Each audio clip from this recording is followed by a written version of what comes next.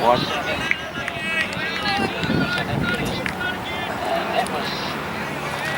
Might be a bit of song there, sort of.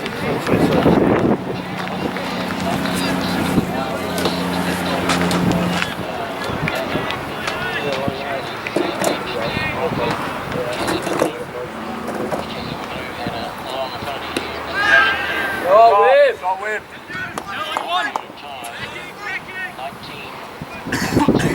Big boy. Time when Martin Crowe scored 299, his 255 was the highest score on the base reserve. Jackie McClure. What? He was match referee at one stage too. Alrighty, Oh, right. starting. And he's on to Mono Morcom. To be taken at start by Nation. What happened last time? Discussion is leaving at 8 AM. So he's there all the stuff.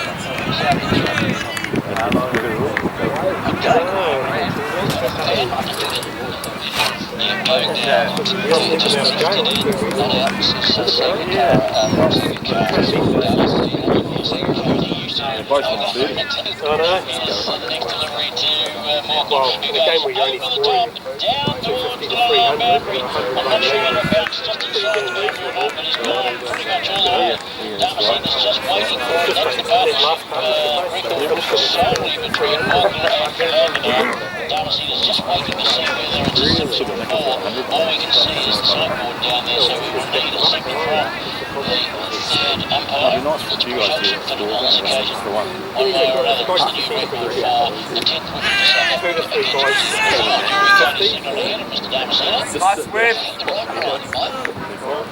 You need 2 or 3 other guys. Oh, Webby!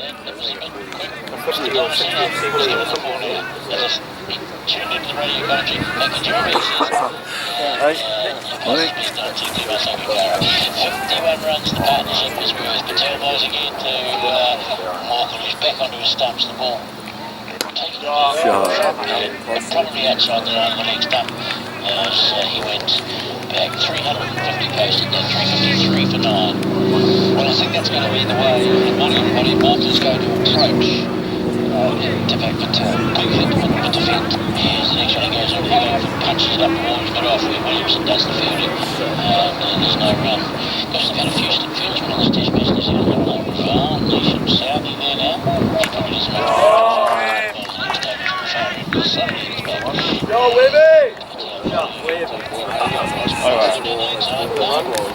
You're out. It brings the stumps into play a little bit more, but like scurry one on into the off pole or something like that. There's just, I think, a little bit too much of the same release point from Patel. Well, he's working back into the attack. He's bowling to Philander, just turns it away on the onside. They're going to try and push for 2. It's gone into open space. No, Morgan's just leave it to me. I'll take care as he defends the striker's end. And one more to Philander, 37, Morgan 35. Well, I think, today, as I said at the pitch, I think New Zealand can lose the match today. They can't win it. South Africa can certainly push ahead a long way with this lead, 80. And if we think of 300 as a total, 80 out of 300 is of course about 20% or over 20%. And so 20% of the wickets, maybe it's worth 2 wickets. We're just going to have to wait and see how New Zealand handle the South African attack. Wagner from the government house here, bowling to the lieutenant. Short delivery, which plays out, misses down the offside. Quite a bit through to, we can keep watching. It's very clear how South Africa have to proceed in this game. Having attained this lead, they obviously just require wickets now, and that should be their sole focus. They don't have to worry about runs for a while. They can place it attacking fields and in catching and so on where they feel are most appropriate. New Zealand, however, they've got a bit more. They to actually, what sort of total do New Zealand require in their second innings in order to put pressure back on South Africa? Wagner up to Morkel, and Morkel drives down the ground again. It's up there on the half volley, and he's not scared to have a go at that. Down the ground for 4. Morkel to 39, 358 for 9. Very good shot. Went on the onside because he was just slightly further through the stroke. It wasn't completely, he was aiming to hit it on the offside, but it went onside in the end. And it wasn't a half volley, short of a half volley. He needs more bounce than that. Wagner's got to really hit this pitch hard. It's quite dead at this stage. That will help New Zealand, if anything. Best day of, usually the third day of a pitch out of 5 is the best day for batting. Wagner again bowling to Morkel, and he's defensive. There's enough danger in that South African side. Run him up! Again Wagner bowling to Morkel. Morkel gets a short delivery, which he manages to get inside the line of. That's what you go. That's what to say to me, pull your head in. That's right. Good Adam. So, I mean, when I say 300, I just feel that so many of the top order of South Africa missed out in that first innings.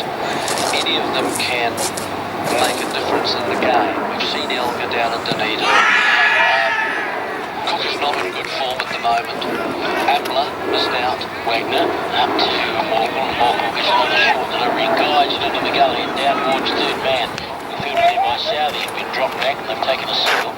Means that Morkel will be on strike again because it's the end of Wagner's over 3 for 102. A single from Morkel takes it before, which is equal to his previous best in Test cricket. So if you look at score 40, New Zealand attack, yes, different, yeah, more slightly different, but New Zealand must feel some encouragement that they can do the same. But nothing wrong with the pitch, Brian. We've said that time and time again. If you can get yourself in, then the opportunity is there for you to get a big total. Someone in the New Zealand side's got to get 100, certainly, and others have got to pack around. No, I mean, he's one of the world or can, but he can't be responsible every time he is. Good, Harry. Nice, Harry. Running, boys. Nice, Harry. Harry. No run. I almost think, you know, you can do without that focal point, Brian, bring him around the cover where he is, and then you can drop your line off back. Because I don't think it'll be a nice, well, I think it'll be a big hit rather than a nicely timed drive. Here's the next delivery to Morkel, who hits it Good, Hans. put them together. Can't quite get the good connection on it, but might well have gone into the air. Shows you how one hit affects a bowler. Patel's just slightly short and wary of that big hit now. Because we've got a longer reach, haven't they? Yeah. Leaders, here's the next delivery, which forces him back onto his stumps. Watch when he played back along the pitch.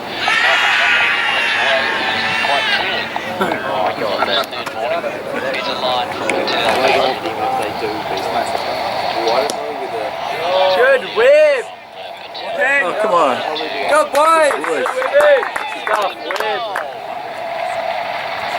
Finally ended. Good delivery, straight through between bat and pad. Morkel just has to stay on his previous best score of 40. He's been dismissed. Excuse me. Philander remains 37 not out. It's 359 all out, which gives them an overall lead of 91. And Patel finally got a wicket. 157 for Jit Patel. And the over has ended with South Africa all out for 359. Bargain alert! Rush to the house for amazing deals till Sunday. There's 20% off all Sony and JVC TVs and audio. 30 to 50% off a huge range of fragrances. And up to half price on curtains at the warehouse, exclusion of live. It's a boxy sell-out in Smith City with up to 25% off pressure recycle and higher laundry and refrigeration. 30% off Sunbeam small appliances, up to 30% off iPads audio, plus 18 months interest free at Smith City. Conditions apply. Radio Sports. It's Daniel McCarty afternoons with, well, Daniel McCarty. 1 till 4 weekdays on Radio Sport. As a small business, you don't want to have money tied up in equipment that you only need from time to time. That's why Crown's Radio That didn't last long, did they? 11 minutes. I think a good place to survey the Yeah, it'd be perfect. Cost-effective rentals are the big small business solution for the masses of ups and downs. Crown Forklifts at crownNewZealand.com or phone 0800 802 002. John has. Keep working his. International cricket with oil. Hydrate, nourish and protect. We've come this month T20's later this week, how? points on fuel when you swipe your flyboat guide. From 6 a.m. to March to 6 a.m. to April. Exclusive Academy points, cz.co.nz for T's and C's. It's a monster sell-out in Smith City with up to 25% off petrol pumps. There's nothing wrong with it. Yes, that's absolutely true. Good goose. Looks about 30 overs, doesn't it? In the context of the run scoring in this game so far. About 3, maybe a little higher once you get going. I don't think it'll be, well, one would think, if you look back at the 2 completed innings in this match so far, that the initial period handling, the new ball has been very effective for both sides. So, if New Zealand can somehow, it just underlines the importance of Latham, Good boys. those players, Stuff has. in order, in a way, I don't like to put it this way, but I'm going to, in order to protect New Zealand's best batsmen at this stage. And so, they have to look through those first 15 to 20 overs. And I don't care if they get 1 run. Oh, so it's going to stay at the ground. If they ended up 20 overs, none for 20. Then none is the important part. And not getting Kane Williamson exposed to the new ball when they can perhaps bowl a nice delivery into the New Zealand's best batsman out. That is going to be a key part of the first few transactions of this game. New Zealand clearly, 30 overs they're going to have to confront before they can even contemplate, and more of those take it easy in those first 20 overs. I'm getting onto a positive situation where South Africa have to start to chase runs. South Africa will at some point, if New Zealand bat well, become concerned. And if I could put it this way, they are a slightly orthodox stroke conservative cricket side. They will feel that I reckon the people you're going to look at after most of the umpires and then the more scores. quickly than some other sides. So, New Zealand, there was no heavy roller put on at the start today. It's now in full operation. New Zealand want to pass it all this out and make it. And we can shift it so that they're not looking into So, that's operating now, and those first 2 openers is such a critical part in this game. Somehow I got the feeling, right, did you think that Latham did? They would have looked at Hamilton the last test match. That wouldn't have pleased them much. They played on 2 turning pitches there. They're talking about it being a dust bowl, don't think so. And then they would have honed in on Wellington and said, this is our chance. Here is the venue where we can thrive, potentially. And for Lander missed out in the first innings. He will be very determined, I think, today. So, on the last day of concern cricket, there. Slow, heavy roll for the pitch. It's been up and down twice now. There'll be probably one more look at it. You can already see where it's been flattened down. Well, Philander might have missed out with the ball, but he didn't miss out with the bat. He ended up 37 not out. You'll see, it'll make him feel good. Yeah, well, he's 2 runs short of 1,000 test runs. Right. So he's on 998 now. But he was left not out. 5 boundaries in his innings of 77 deliveries. Morgul, well, he caught one on the Swede last night. Batted on afterwards. 40 from 63, 72 minutes at the crease, and he had 7 fours in his innings. So their partnership went from 302 to 359, 57 runs. Had a record partnership for the 10th wicket against New Zealand. And the New Zealand bowling figures: Southey 27 overs,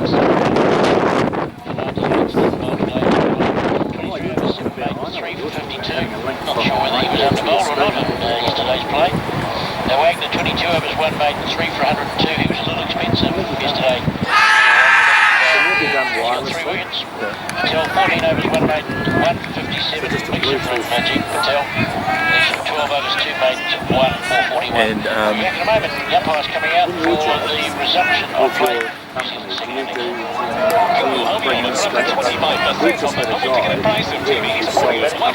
oh, okay.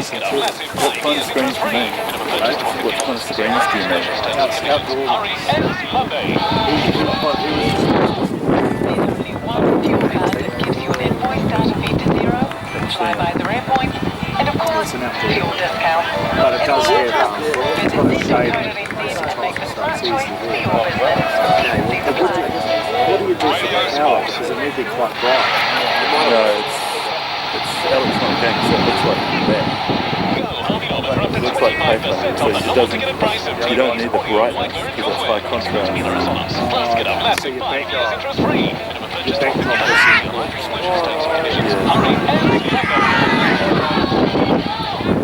Come on, boys! White digits on a black background. But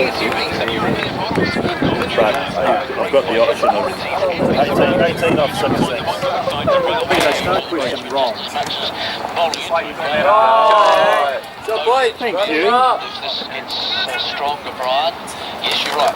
Blowing towards the pitch can give you no balls. In other words, you can have trouble with that. So you shorten your stride. Oh, nice. That What about makes the your wine? rhythm slightly awkward. I've got a knife. You can bowl full, of course.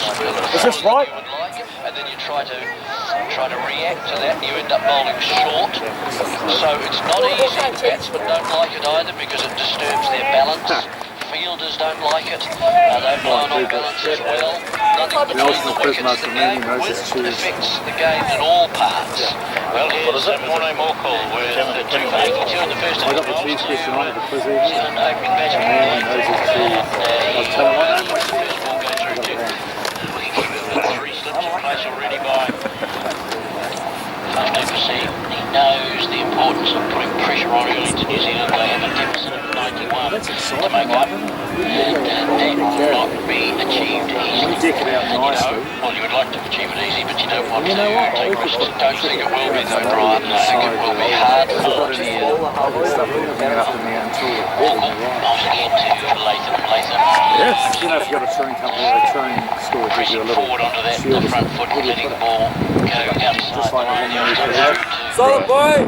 Keeper Quinton de Kock. Latham is in Being fishing cheeky. record. And that will play on his mind. You've got to, however good a cricketer you are in those things to count. Good record against the lower sides. Oh, I see. He's talking about this Not one. sure Yeah. about some of the better ones. He wonders if Scotty's out there. Very short lifting down the outside. The pen has to go Just high. say, isn't he scoring on the iPad Eagles? That's Just not to say, say he's not a good young player. I mean, he's working his way through. You say the overall average is what, about sort of 40, Brian? I don't, something like that. Anyway, it's good to see that Latham is taking strike. That says to me a bit. what number are you? 39.8. Well, he started this test, yeah. What number are you, Nathan? So you know, that's a good thing. I'm going to I take just the put, strike. I've got to get on float those rate. runs at 4. He's played South Africa. He's closest. Okay, so it's not a big sample in a day. And 18 runs. It's in terms of the bigger nations, I suppose. How's he going against Aussie at Test? 187 runs and 31. England 146 and 36. And India is the next delivery to on the front foot field for a Ooh, what is that? Says umpire Damascene. Strikes down purposefully. Says to the captain, I want this one. I'm not sure about that. I think he's forward, and he doesn't get a big press forward. No doubt about that. So now they have, yep. And I don't like the look of all those slips running at the umpire, I've got to say, as they appeal. They're obviously up for this South Africa, but that's a little bit much, I think. So it's got to be That plane sounds like it's fun. hard. Of course, there's nothing wrong with Gibraltar. It does. That's true. Bowling over the wicket at the left hand. That's quite high, running across it to you almost get the impression. It's a noisy plane. Good decision throughout. That's servicing the stuff too, but it's quite a big inside edge. So there we go. That's the end of that one. Yeah, it should be. I mean, anything can happen. Oh, sorry, yes, okay. Alright, it's kind of squeezed. Has it hit the, I suppose they're going to look at it as has hit the pad first, but it has. Look, there's so much doubt about that. Darmison is right. Who called it?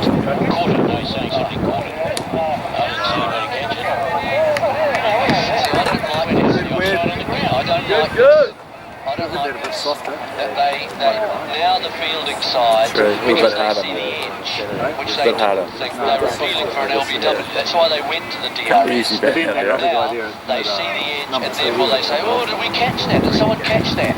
And it didn't win the point on the ground. Should be just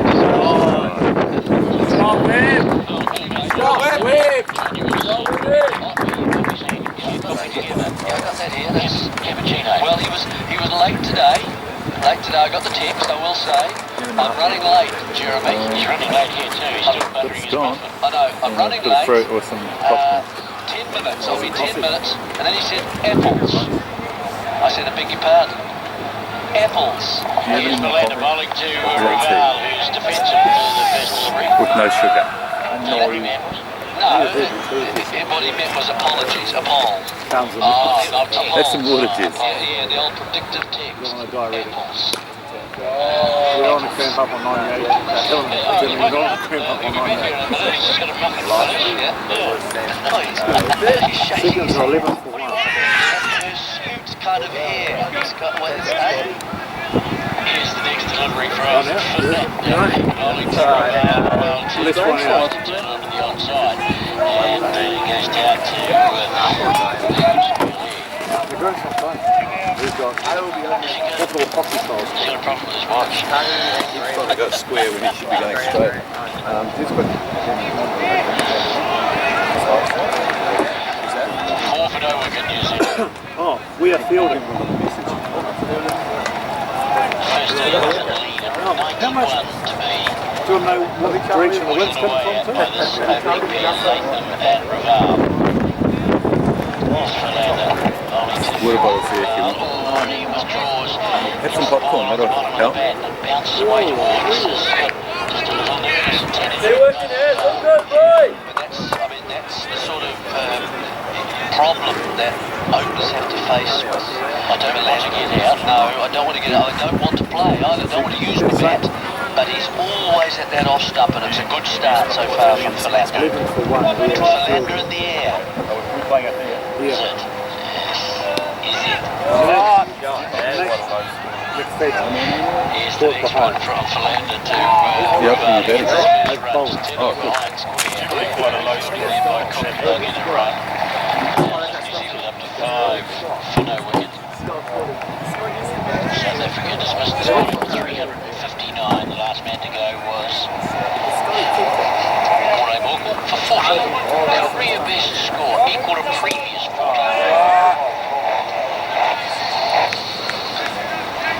Well now, Latham, here's another battle at this end, a different kind of battle he confronts with Morkel. This one's a pitch up, this one's get forward well, don't wait back there, don't be uncertain about Philander, you've got to take him on with your defence.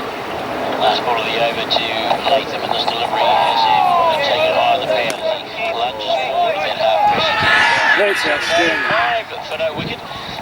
Latham's 4, Raval has 1 there. I had an interesting experience in the coffee queue, which You were there a long time. I was there a very long time. Morkel in bowls, left alone by Jim Barnes. That was around about 2 strikes. But the patrons, we dubbed it the queue in the view because it's absolutely perfectly placed, just up on the back, waiting for the coffee. But I would have not bought the coffee had I realised. I thought, well, this queue's moving pretty quickly. It was quite long, and I thought, well, I was pleasantly surprised. And so I ordered your coffee as well as mine. Here is Morkel again, up to the crease now, bowls, out back to the side of the office, once more, bowls leaves it alone.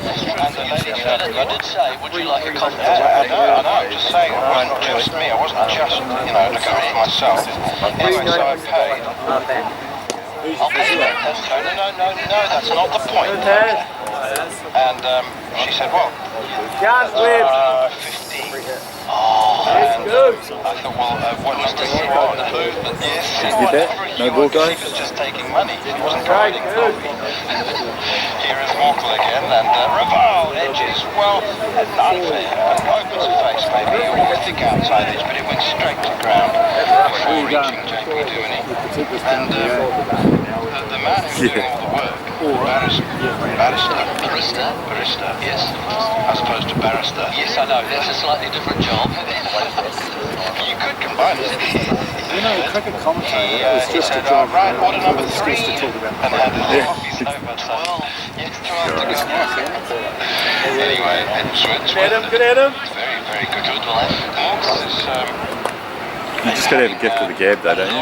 long range, hand-signal conversation. We could set up a commentary team inside the caravan. I don't know what it was about. He was saying coffees run up, waving his hands around, long arms, Morkel in again.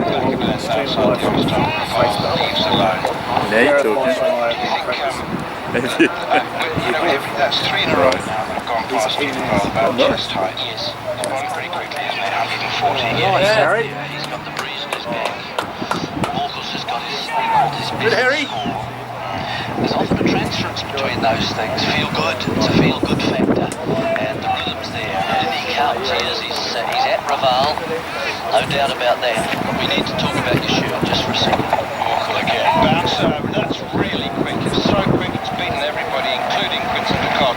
But Raval was a little wobbled by that one, and just straighter, and it was shorter, and it was head height rather than chest height. Just managed to sway out of the way of it. I'm going to keep talking so it doesn't. I know, that's exactly what we're doing. Certainly that wobbled Jean Raval. You were off. You're out. No, before I go, don't worry. I'm keeping pictures just in the back there, just for a moment. It's an interesting shirt, folks. Lepers Leisure's a word too. This one is full. It's gone short, and then full. And Jean Raval tries to turn it away on the leg side. And there's no run. Hits him on the pad, and no appeal either of his missing leg stump. Well, You said Azure this morning. It's not. It's deeper than that, isn't it? It's deeper than aquamarine, it's deeper than gentian blue. Cyan is the word you use in the theatre for that. It's more the cobalt kind of end of the spectrum. But it's more the naive drawings, the caveman dwellers. Sure. More freedom. I'm off. See you later. Thank you very much, Jeremy. Yes, well, the Waddles are entertaining us for a barbecue this evening. 3 slips in the gully. Here is Philander again. Forward comes Latham. Pushes that one out towards midway, where it's fielded by Stephen Cook. So, all-out attack for South Africa. They can afford to. They have a lead of 91. Right alongside the coffee store, away to our right, there's another concession store selling South African food products. Biltong, Drovos, Cook Sisters, milk tart. It's fantastic. Yeah, doesn't seem to be doing much. They didn't seem to be doing a roaring trade, but it all seemed very authentic. Here's Philander again, and wide outside the off-stump. You Drovos, man? Oh, God. Dried sausage. Yeah. No, I don't like my sausage dry. It's developed by the Voortrekkers. They had to take food across when they moved up from the Cape up into the diamond mines of Kimberley, the diamond fields, and then up to Johannesburg onto the Highveld, the gold fields they needed. Here's Werner Philander once again. And, good end for once from him. It's turned away nicely by Latham, off his hips out towards deep backward square leg. So obviously with the German and Dutch influence, the Boers, they knew how to make a sausage. So he might have got the quarter behind. And obviously no fridges on the Oxwagon. Well, it's just a They tick developed saying the caught behind. drying Oh. techniques, and it works really well. Move your feet, Webby. And that tastes very authentic. And they were Afrikaans speaking father and daughter as well. So First thing about Will, he's got big gloves on his hands, so would have to be. And if they are Kiwi, they'd have to learn Afrikaans just for the authenticity's sake. Ferdinand is not happy with the ball. Fancy that, it's only in its 4th over, and he's just having a chat with Tawa No. It's either the ball or it's the stitching coming off the ball. It looks like, well, it's a bit hard to tell. It's Fred Goodall. It's here today. On the picture.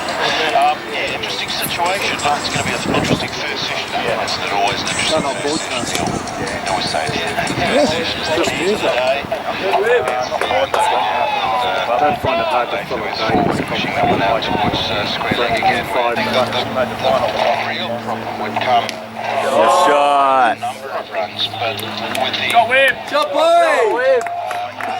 they were required to score 300 in 100 overs. I think they'd feel very confident about that, provided the pitch continues to play as it is, and historically it does. But if they were required to score 320 in 80, suddenly that's Yeah. Is that the second level? I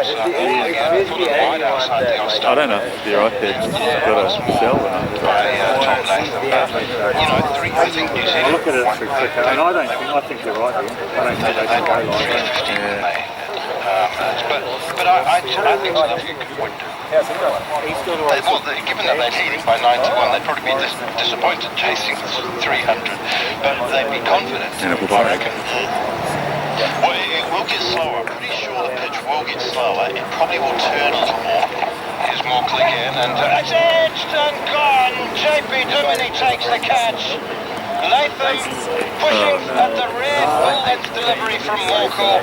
He had to, it was off stump, it was going across him, and well, that's exactly what Morkel was bowling for. It's why he had 3 slips in the gully, thick edge, and Duminy did the rest in the gully. You have to rely on the opposition to be live, eh? He'd been pushing him back, push him back, push him back. He's thrown one up at full. A ball Latham should have left, and this was going to be the key this morning with the openers, not playing anything he had to. But Latham has played early and he's out. Gone for 6, 16 for 1. Go with run for 25% off the normal ticketed price of TVs, audio, whiteware and cookware. Excludes other autonomous. Plus get a massive 5 years interest free. Minimum purchase $12.50. See online for exclusions, terms and conditions. Hurry and puppy. Coventry Cars is probably one of the best selections in the lower North Island and family sports, SUVs and European models. Coventry Cars offer great finance, warranties and peace of mind too. You'll find them on both sides of Railway Ave or at coventrycars.co.nz. International cricket with Resine. Quality Resine paint and colours are perfect for your projects. Love your colour. Kane Williamson, the man who South Africa regard as the key to not just this test match but the series, have said so beforehand, comes to the crease. The captain is met by Jeet Raval, and there's been the normal exchange They had some burners 16 for 2 after 4 wickets to Murray and doing much, seeming much. Is it swinging? Williamson will have had a decent idea himself. Murray. Whether it is doing that. I said it was all out attack earlier, Richard. South Africa have added the leg. 3 slips gully, leg gully, short leg. Yeah, well, he's getting balanced. 6 foot 4. Actually, I'm going to change what I said before today. This session How is that series. I He's not playing badly. You know, they do not want to be 3 or 4 for 90 at lunch. They can't afford to be that. That's the game over and maybe the series. So, massively important session this one, and really they needed the openers to start off.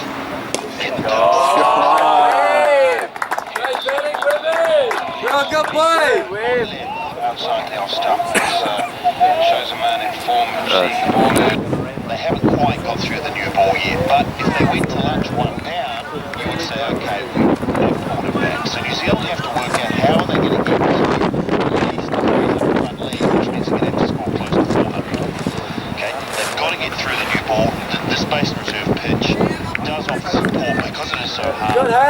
it's new, it goes quicker. The deviations go quicker, it does catch the edge. They've got to get through the new ball. Now, the last thing they wanted was Kane Williamson facing the new ball because Williamson is so damn important to this batting lineup, which is a little bit inexperienced, a little bit green, they're without Taylor, that they didn't want him in this early. Now he's got to do the facing of the new ball. Philander. People believe defending is relevant to the supporting Richard. Daniel.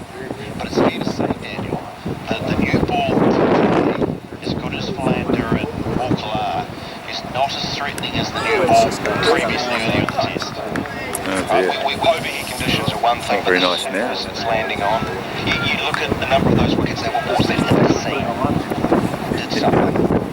So it's easier to face the new ball today than it was on the first day, and even the second morning. So it is easier. Good, Harry! 3 slips in. Almost a fifth slip that's into the hit. Adam Salmon's too low. Adam Salmon's too low. And I think the key to getting through the new ball is knowing where you're off stump. As G. Ravel gave a great lesson in the first innings. Not in facing spin bowling so much, but knowing where his off stump is. And basically a plan that if it's not hitting the stump, he's not going to leave it. Now, he didn't score many runs, but he didn't need to. George thrown one up, outside off stump, and he got sucked in on it.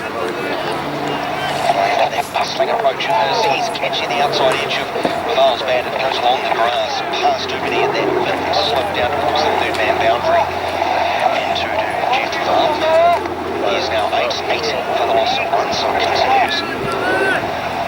Clean patch, to say the least, for Latham, and South Africa's domination of him in the last 6 months or so.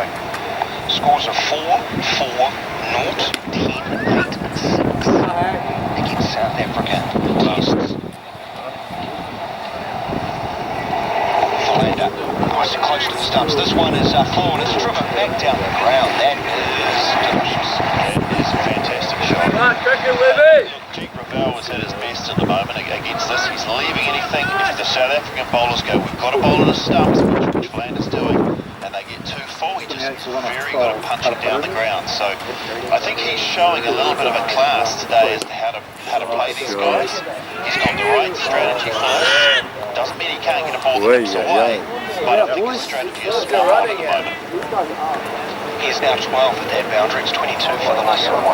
Last ball of the over, this one down the leg side and not taken by Tindercott. Make it a decision, lad! In a bit of pain as they will come back for 2 byes and get home. He's talked about last night, Tindercott in the press conference, how aside from it being cold, not much sun and not enjoying wicket keeping because his fingers take a pounding, he loves New Zealand. Apparently so. I mean, that didn't sound like the great tourist ad I've ever heard. No, New Zealand. The end of the over, it's 24 for 1. The airport gets really busy midweek, and with all the construction, finding a park can be difficult. Wellington Airport understands, which is why they're giving you another option. $15 a day parking at the long-term car park on a Tuesday, Wednesday or Thursday. But wherever you go, please build in a little more time for your journey. And thanks for your patience while we make Wellington Airport bigger and better for everyone. Book your $15 parking at wellingtonairport.co.nz. Terms and conditions apply. Radio Sport. 24 for 1 New Zealand in their second innings. Latham the man out, caught by Germany, bowled for 6th wicket, falling at 16. Williamson yet to get off the mark. G. Ravel at the non-striker's head is on 12 as Morkel to Southerly behind him. Takes one into the rib cage of Williamson, but he's forward a square into the vacant wicket region. Philander comes around from mid-on. Will not prevent today Williamson getting off the mark, 25 for 1. So going back to early going, but yes, it's a bit slower, maybe it's probably 4.5 sessions. Good Harry, good Harry! Tapped into the offside, calling here between New Zealand players, G. Ravel and George Williamson's very good response, another signal to the total, he's 13, G. Ravel, it's 26 for 1. So that's batting past lunch tomorrow. Now, this is all hypothetical, obviously. And to do that, they've got to get through the new ball. it is flatter. It's definitely flatter and easier to bat on than it was the first 2 days. Go on, soft hands, work hard, boy, come on. The ball is doing less, particularly the older ball. And so job number one, get through this new ball. Williamson is the man who can score 117 and set that run setting position up. But you really didn't want him in at this point. Look at the slips all lined up. Hungry, aren't they? 5 catching behind the wicket. Here's Williamson on the front foot. He should drive over a bit off. There is no running at this ground. There is. Yeah, smart cricket, baby. Good. Total of 216. Very easily on the last day of the test a couple of months ago against Bangladesh. Now it's done by Australia. Well, mostly woes because of their first innings issues. Scored 327 with the 2 tests prior to that. 524 for 5 declared, batting second. Let's not forget 680 for 8. East India, they'll take that. Oh, BT Williamson, big appeal. Everyone behind the slips bleeding. They're going to go up. They're going to go up. They were certain. Well done, South Africa. They've used the new ball. Well done, Nicholas. Dickie. Well, we need to see the replay because it didn't appear. There was nothing seen on it. I didn't see any hot spot, but maybe there was a noise. But as soon as it went missing when they went upstairs, and there it is. Oh, there is. There's just a little fine nick. Tiny nick. But it's enough. Here is Philander bowling to Raval, defending from the crease line.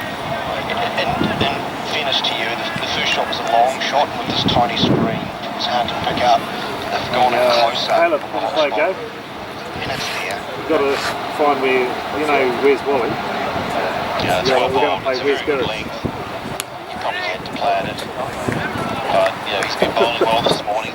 Mind you, it's about 50 stumps, so he didn't actually technically have to play. You've got to find him. You sit there, you should be able to see him, and you've got to cast your eyes from there. Well, just there. It's where he does get. It's where he does stick out. It's where a lot of bats. He's not behind you. This one around middle of the leg, defending us. Well, back to the bowler. Philander Fields. Where's Gareth? Yeah. Well, the game's set up for a hero. Calling for a hero in the New Zealand batting box here. Someone has to bat, score 100, score a big 100, settle things down. I mean, it can still be done because we've seen it so many times before on this ground when it all looks lost. A big partnership we saw with the South African innings. It looked like South Africa were almost about to be knocked through. 160 partnership. Big shout for Ralby. Tupper may have just pitched outside the leg. Stop it. They were out to the appeal and then it sort of taken a sign that they were unconvinced. So Jeet Raval's survives that appeal and he can remain a candidate for your quest to find Bonnie Tyler that we're after. I was thinking of that. Totally cooked for the heart. I won't sing it. Please don't. Out for a hero. That's what they need though, and what a story it would be. I mean, what an opportunity for brewing. Oh, To holding sweep out for away Hero. all the detractors. Is it from the footwork smoothly? Yeah, we've got drunk house. It might feature the three sound stations. I think it might do. Okay. On the offside, this is what back of the league. Punch backs it from Lander. Catches 360. Winds up, he's going to throw at the stumps and then holds on to a little smile to Jeet Raval. So we've got a very short mid-off. It's a factor. It's a little bit cooler here today. I like that. Not perfect conditions for bowling. Good, Harry. Last ball of the 8th over. This one down leg side.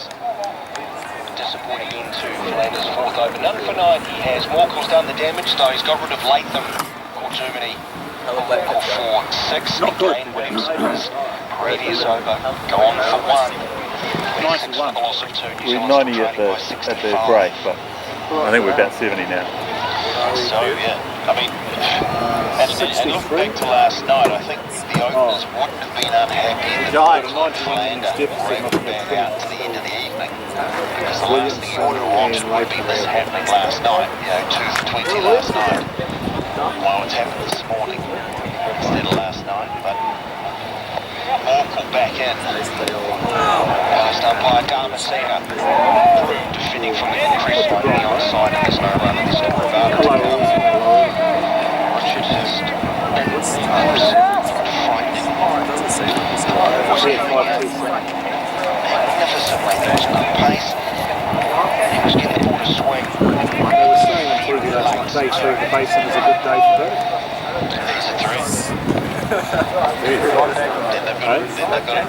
got the spinners took 6 in the first innings. What will they do after the test to then before Thursday? Bounce in this one.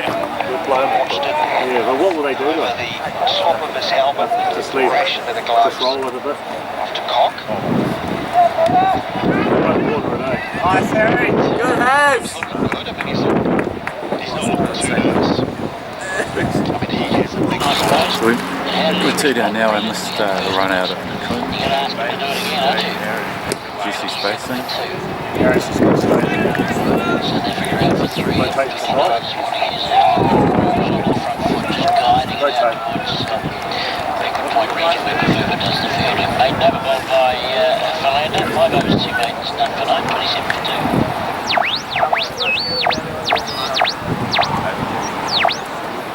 Radio Sport, the ultimate fan. Are you heading around the country on business or pleasure and still want to listen to Radio Sport? Well, instead of flicking around the dial, you can find out Radio Sport's frequencies by text. Simply text north or south to 5009 and you'll be texted back a list of Radio Sport frequencies in that region. That's north or south to 5009.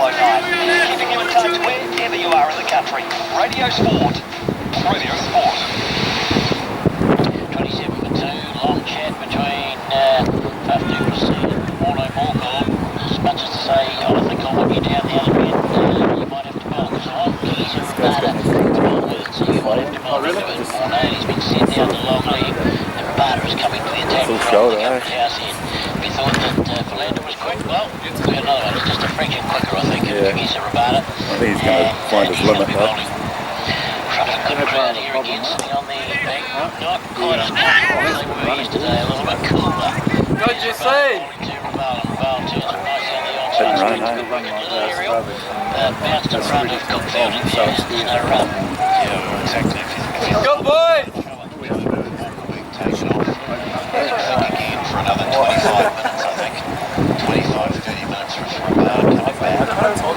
Similar sort of pace as well. He's probably 6'4", but he's a real athlete, this guy. Shot?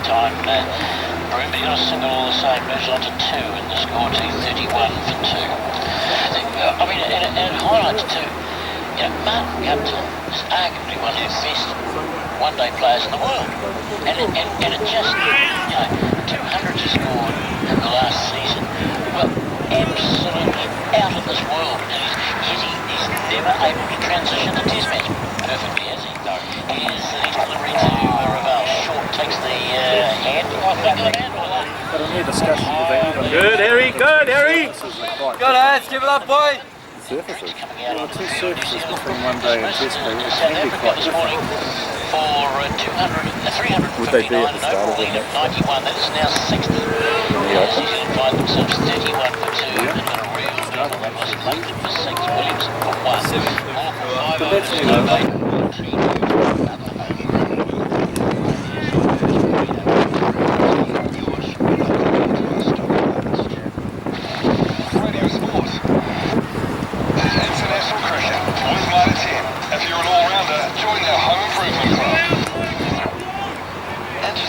Not movement as a Red Bull did you to the white bull, does it? Interesting holds your attention. They last longer, but they use 2 white bulls in one Stops you day. mid-conversation to look down at your glass. That makes me feel more interesting beers leads more interesting conversations with more interesting Move people. sideways. Because no And one if they can bring look the at Duke an ball in, interesting shoulder to see if there's someone more boring they could be talking to. And that's why we all like the interesting. Snacks. Here's to interesting. International cricket. Hydrate, nourish and protect. Radio Sport. Come on. The batsmen have had it too easy for too long, Mark. Good boys! Hurry in for our Pleasant Madness boring sale today. Only at Colour Court. Coventry Cars is probably one of the best selections in the London Island. It's never Well, if they're bringing back a ball because it's run out of steam, I think they should wait a few years to get a new railway app or coventrycars.co.nz. Radio Sport. Drinks have been consumed. You might find that the ball is all of a sudden dominated There's a lot of people over there overnight. just shorts and t-shirts or New Zealand cricket shirts that they buy in the shop over there from the ground. I think that'd be freezing for some in there. You would have thought of skin being sharked. They'd be sucked in by the first 2 days, which were nice weather. Well, look down here, we're supposed to be getting a bit of something coming out. It looks beautiful down there, doesn't it? Clear skies, and the calm before the storm, isn't it? I think they've revised their weather forecast. Yeah, It's been quite saying long, rain it's for just the last holding few it days, forward. possible rain, and that's gone from the forecast. So Just at the moment, they're getting a bit of rain, don't we? well, Every ground smash Well, keep it long for the rugby season. as a fan, much more down the middle view. Well, it's a good test match that's developed. That's what I like about it. It's a good battle. good boys. Series, and look, this time yesterday, you know, we thought South Africa were on the road. Here's a man who does it so simply. Yeah. You know, he's generally delivering mid-crease. It's wicked to do. Lovely scene presentation, everything that you want from your opening bowler. Yeah, right. I've got a wee theory on that. I think he's closer to mid-crease. He's a bit more Hadley-ish. He's maybe not as close as Hadley. But I think it looks like from the TV screen. Here he is again, Philander bowling to improve turn onto the onside, down towards deep back to square leg. There's one for him, he'll get a second. As Rabada moves round to his left, in front of the scoreboard to pick up. And they get to Brew, easing that one away. Good controlled stroke. It's got a 4, 33 for 2. If we said leg stump was stump number 1 and middle stump was stump number 2, off stump was stump number 3 for both ends. So it seems he's letting the ball go on his end. Okay, and then he's aiming at about 4th stump at the batter's end. So that takes skill. Philander bowls again to Brew. This one leaves quite a bit too, but must have again gone from the seam. Or is it moving? I don't have a screen to tell me if it's just... Yeah, it looks like it's just gone through the air a little bit. But he's bowling, I would say, 4th stump at his end to 4th stump at Broom's end. And that is a winning line. That is a winning line. Hadley might have been similar. He might have been a little bit closer. He might have been 3rd stump at Bowler's end. Well beaten again by a beauty that squared him around. And he's gone through to Cock, and he can't believe that he didn't get a nick onto that one. Bernard Philander, as he just rubs his chin on his finger and thumb. How did that not get the edge? The end of the 12th over, 33 for 2. Raval is 15. Brew is 4. And New Zealand trail by 58 runs off around the Richard Petrie. And then Neil Manthorpe back with him. Alright. So no, I think as a model, as a blueprint, if you're a young bowler or an old bowler and you don't have world-class pace, then you should be looking at Bernard Philander and modelling exactly what he's doing. Getting in close to the stumps. Just like to hit a seam, great seam presentation. And you only need little bits of movement if you're doing those basics right. Left alone outside the off stump is Rabada. Challenge Gene Rabada. 15 off 34 on deliveries. So really really testing times for those situations for New Zealand, where they must try not even to think of the finish line, let alone to try and focus on it. Just, well, it's one ball at a time. yeah, it was very literally, you know, very, very literally. Yeah, here's Ravada again outside the off stump, and that is left alone once again. So it's you know, one step at a time, one ball at a time, one stroke at a time for the South African man who recently stand-up paddleboarded his way across the Atlantic in 93 days. Sounds like fun. That sounds like worse than my worst nightmare. Terrible. He stand-up paddleboarded across the Atlantic in 93 days. Right. Here is Ravada, steered by Raval, behind square on the offside. So when we talk about the black That's not as big a task as... Just make a note of the over. It's possible. Can you imagine? He strapped himself in the calmer moments. Sometimes that was take. Got Harry reset, boy! Strapped himself to his. Did he give himself the ability to go off and have a sleep, or did he have to... That's what I'm saying. He strapped himself to the board to have a sleep for 15 minutes outside the All-Star. By Jeep absolutely incredible From a sports psychology perspective, that's exactly the process you have to use. You've got to chunk it right back. The more pressure you're under, the smaller the chunk. Ravado to Raval. Forward he comes, pushes up there. One more stroke. You know, if you're on top of the game and you're on top of yourself, you might say, right, I want to be here at lunchtime, or you might say we need 300-run lead, like we've been talking about this morning. We need a 300-run lead. Well, that's big thinking. But the more the pressure comes onto you, the smaller the chunk you just have to focus on, because the more you, I guess, disperse your energy over a wider field, then the weaker it becomes. So what each of these batsmen need to do, from a, I guess, a psychology point of view, is put 100% of their energy into one ball at a time, one stroke at a time, and just, you know, and that's it. And as you get confident, you might say, okay, we'll come up with a plan for the next 3 overs or total tea, but at the moment, for Broome anyway, it's one ball at a time, nothing else in the world matters. Here he is on strike. He's got again, and he's beaten, I think, outside the off stump. He may have just drawn the bat inside the line, or maybe he did that after he now that he was bowling 6 or 7 overs ago. He's now found his rhythm is to work, and he's hitting the straight ball. He's getting that away that he loves to get. No angle into the batsman, working straight off stump, and then occasionally hits the seam and jags when it attacks the outside edge. He seems to be in a much better rhythm now. He won't enjoy being with us at this stage. He'll under him again, and that one is punched again off the back foot by Neil Broomsy. But Ruma does the fielding. It's a silly thing to say, but I mean, because no bowler enjoy being wicketless. But when you go to play in Nagpur or whatever, and you're a seam bowler and a swing bowler, and you got none for at this stage of the game, you'd be going, well, okay, it's okay, the spinners have got them all, that's just the way it works. But to come to the base and reserve and be a little bit free.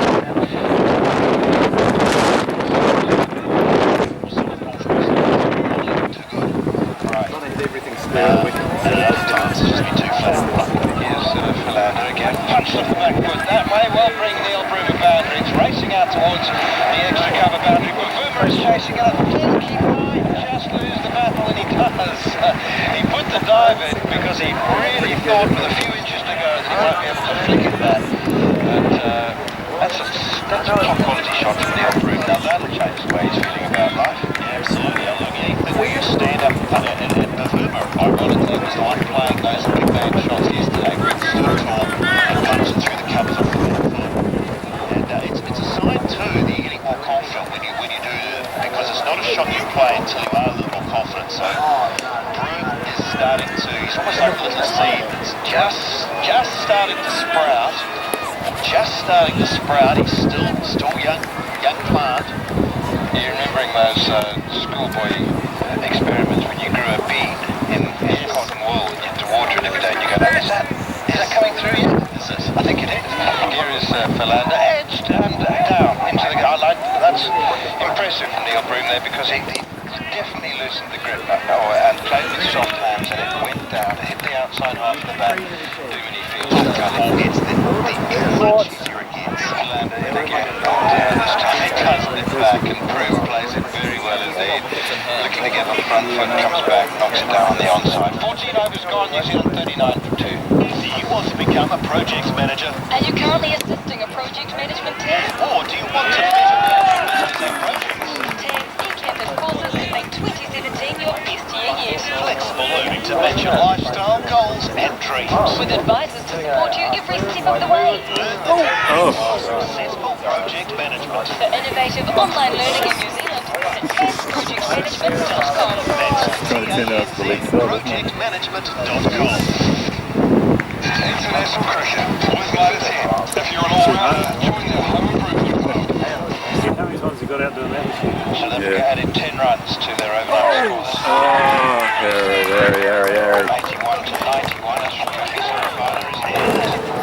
And so you've got a choice. You either get a stride or you set yourself up differently. Some players will set themselves up with a very wide stance, a la Callis used to, and how Nisham does as well for New Zealand. They're already halfway forward.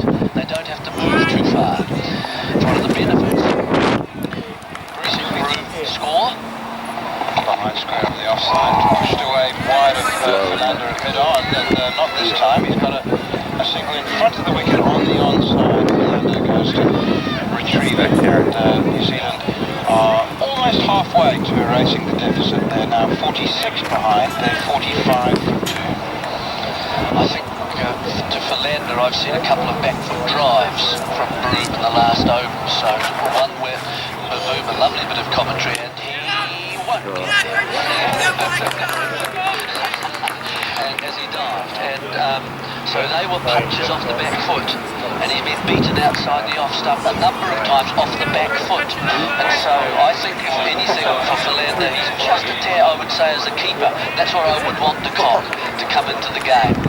Say, Vernon, have a look here. You know, this is where we're pitching the ball. We need to be here. That's closer to the batsman.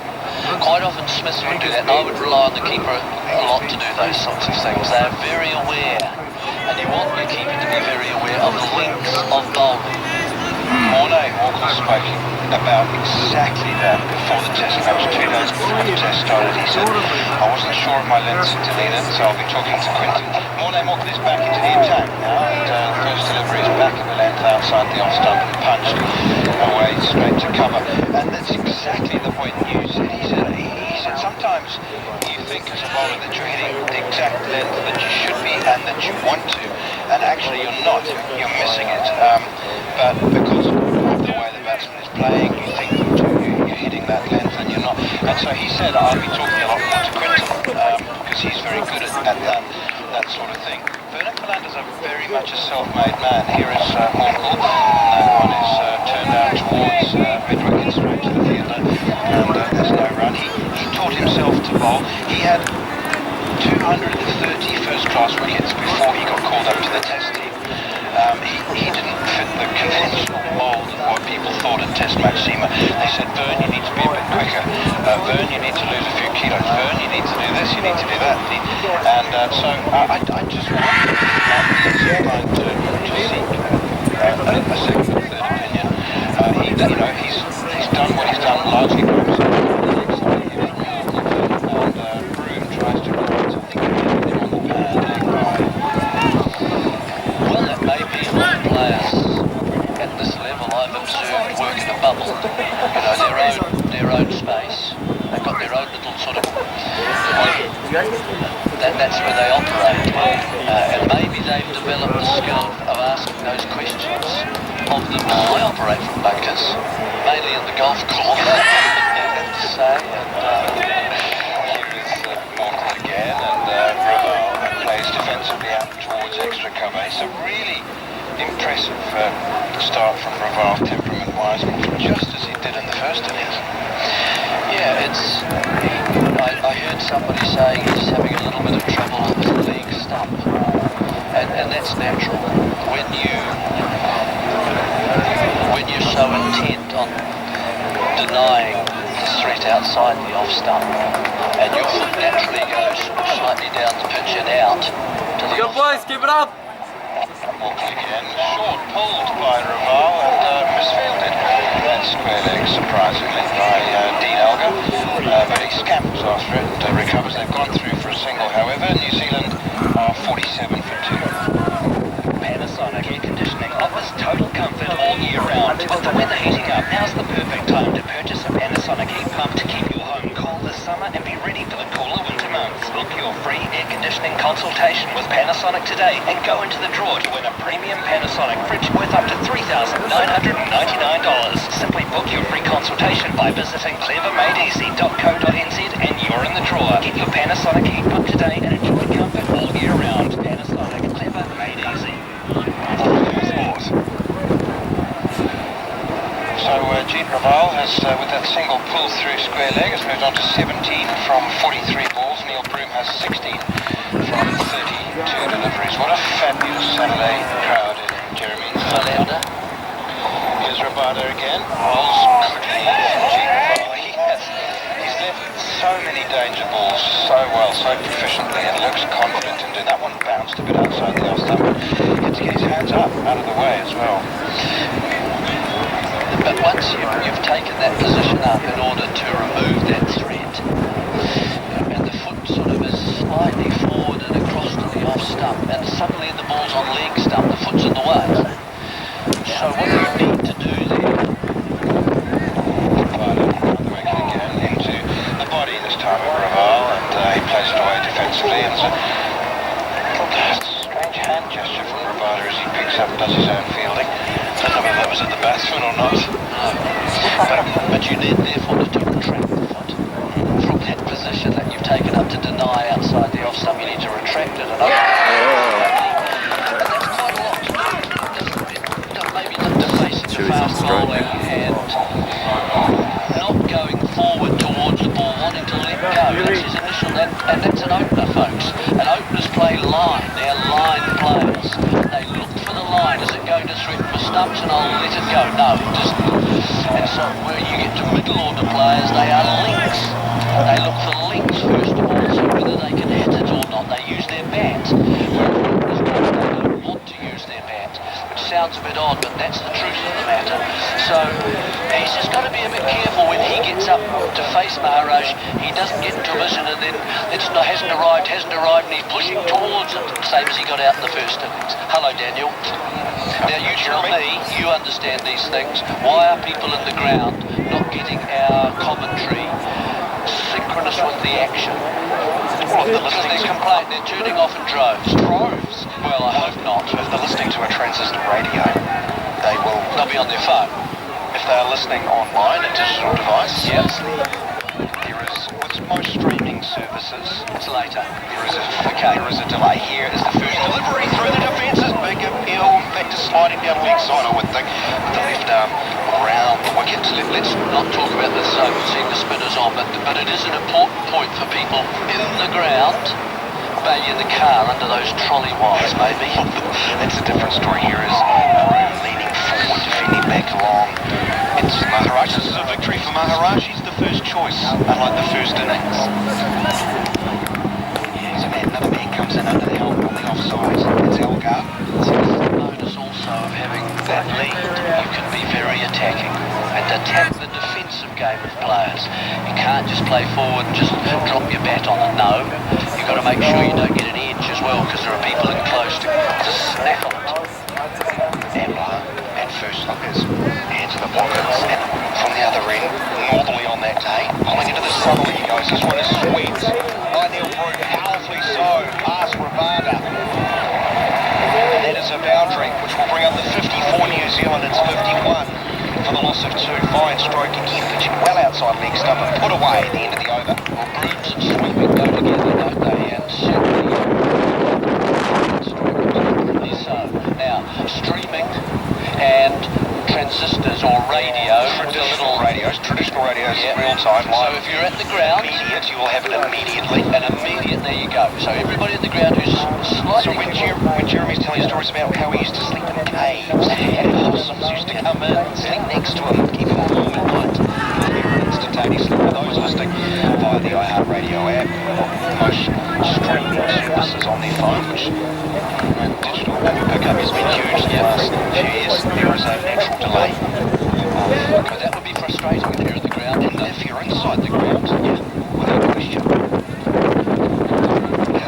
Those old transistors, we need to crank it up. Yeah, his grandmother on the mic. Travada around the wicket, holding to Raval, onto the front foot, pushing to point, and there's no run. And Bavuma fires at the... You have to pay for an extra ticket, of course. Have its own blanket. There you go. Right over the Right, hole. put a point down to the boundary for 4. Too much work from Ravada. Cheap Raval. He's now 21.55 for the loss of 2. Well done, those people. They're able to play, aren't they? They know that they're going to get a synchronicity between the action on the field and the commentary. It's got all that radio got now. The telly and we're getting the best seat in the house. I said, well, Television was going to kill radio. They're not working. timeless media. Television is, of course, later as well. And that's a gap as well from the action, about sort of 5 or 6 seconds. 3 slips in a gully. Ravada continuing around the wicket. Delivery just around the south line. Good carry. It's got up to mid-140s at times. And just a tick under 100. And tell me about if I'm in a car, going around the basin or something like that, or out to that, out through the tunnel. Listening to radio in Wellington is an adventure because of our wonderful buses. The old spider web above the streets of Wellington. And which can wreak havoc on AM radio. Oh, so is it only available on AM or FM as well? AM. Only, okay. Why not FM? Why can't we get FM? The boss is about 4 metres to your right. You may want to... Why not FM? Why not FM?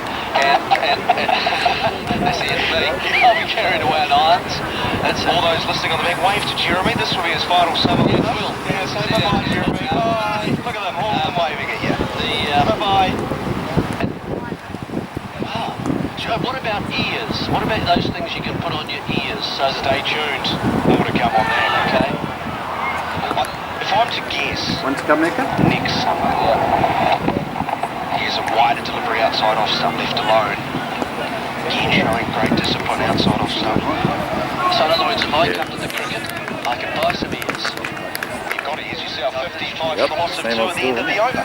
Wanting to take your photography to a new level? The very affordable Canon 1300D DSLR fully interchangeable lens system camera is now available from Photo Warehouse at just $679, posting many of the pictures. Just a slight breeze. Comment on the offside as he leans a long way forward, playing in front of his man. To Bavuma on the onside. It sounds strange, but batsmen can just forget to watch the ball. Split second, you're in trouble. This one's further outside off stump, leaning forward. Pushing to point, inverted for lander. Or sometimes playing from memory. I think a little bit of Tom Latham when I say that, just playing from memory. And then there's a lot of hope, you know, that things will be okay and that habit will get us through. A bit flat at this time from Maharaj, pushed into the coverage. Still for Latham. His last test match he was a good form. By the time his next test match rolls around, he's played a lot of limited overs cricket. That's why flat of touch. Here is straight to Well, that raises the whole question of, I guess, that rather hoary old chestnut, the calendar, and how New Zealand cricket schedule their 4-day games, their 1-day games, and so on. Broom up to the task of defending back to the bowl at the end of the over. And I know Brian talked about it previously about it had been best for him to go away and play for the... Well, it would 4-day cricket. Well, it would. Well, the only 4-day cricket off. there was a possibility of one first-class game for Tom Latham. Not really enough. Even domestic cricket around the Test games. Let's give them a chance to emerge from a good young player, to emerge from a 4-day context and be able to use those things in the 5-day context straight away.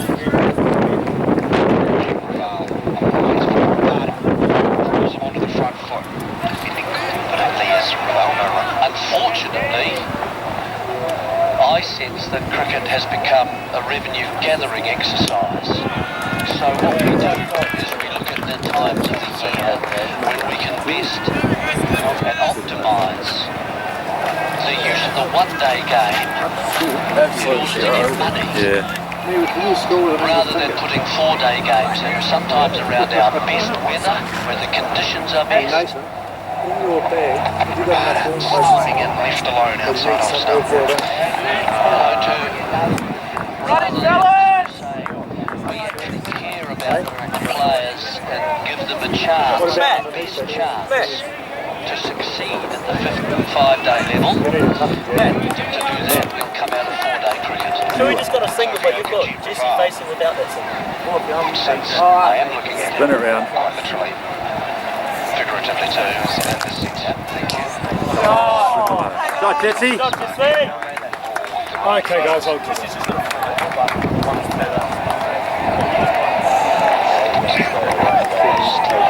Delivery played very well from Raval around at throat height. Yeah, I hope you entertained for my last 35 minutes. January. He's like that. This is his third. Good, Jess. Outside of that, just on here for this Test series. You compare that to 4 domestic 1-day games and 2 domestic T20 games. Well, I don't need to say anything, do I? No, you just like a muscle. Good cricket, well done. Around, chest tight, and hurried him up. He wasn't as comfortable, just took the bottom hand off the bat. Lucky we right in front of him, but that is reasonably sharp delivery. Well, from pitching kind of outside the off stump and testing the let go of Gene Raval, now we're seeing from the South Africans a short pitch delivery with the man in a No, the score's okay. It's just the and Raval is encouraging them by playing. The thing about little problems is they tend to get bigger. Check your skin regularly for early signs of skin cancer and see your doctor if you notice any changes. Spot it, stop it, live on. Radio Sport. Will be Maharaj. Yeah. Stand in 55 for 2 if you're just tuning in. Latham gone. Just a gentle feather edge. Disappointing return for Game Williamson. 2 and 1. Make it even more disappointing for you, Jeremy. When he arrives at the wicket, here is another well-flighted delivery by Maharaj. It's nothing new. You've talked about this for a couple of years now. You'd love to see him before Taylor at 5. Yeah, I would. And that means that New Still Zealand 2 down. pick 3 openers. Are we 3 down? Okay. defending, no run. Unfortunately, I think one of the weaknesses of New Zealand cricket over perhaps the last decade has been, if you go through all the partnerships, and I know you'll do this for me, and you don't want to, but opening partnerships. Flags are outside of somewhere, right? Can I get out of this homework assignment? Over the last 10 years. And so, in other words, positions that require a high degree of technical skill. I don't know whether that's our strong point. Waiting. Stop. Feed once more. We were so lucky back when, and to have a guy like Edgar and a guy like Wright in those holding the key positions for everybody else. Free hit. Similar delivery from Maharaj. And often it's not how many they score. That we're also locked into the final kind of score. We don't know. Which way will we go? I'll be using the short round all the top six take out of lunch. here, which is a mistake. Maharaj continuing to wicket around off some net. Keep Quinton de Kock, interested. He loved the length and the line testing, but Broome defends no run 55 to 2. Probably one last Drop down to 1 metre as soon as he was over before lunch. And while Brusika's average, I think, just to tick over 30 would have been the Yes! time.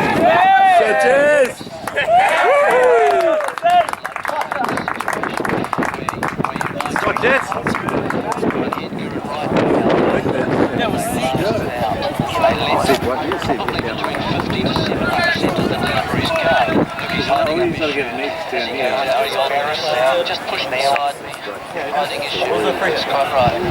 On go then. Porsche and Richard's off to lunch. He's got a 10-minute head start. Well, he's the gingham.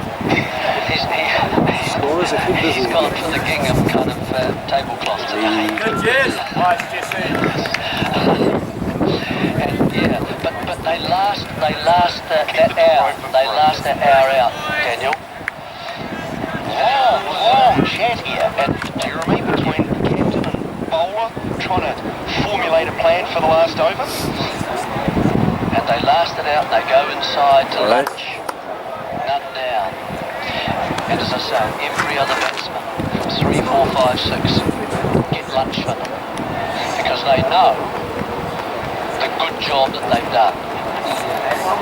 And you've got to take pleasure. It's a small thing to take pleasure from. So one Right-handed. Absolutely. Anything back of the length defending. So they'll continue with this field that is Short attack. It also brings in the one that you can bowl full outside off. You see it. Christine de Galley's waving. Can I go in here, sir? Yes. Shot, Jess. Good, Jesse. Sometimes where it will rock to after the gloves. around the wicket. This is a gnarly one around. Throat height. Man catching on the offside under the helmet would have just had the easiest of catches as it went square. And Raval, as we talked about on the previous over, he looks like a Pirate's knife. Run it! Whether that's leaning away, getting under, he seems more comfortable trying to ride the bounce and play. Guess what? Faf du Plessis has given the helmet to Bavuma, gives him a pat on the back and says, "Go be brave. Stand 2 metres from the bat on the offside." That's right. That's right. It's a good position.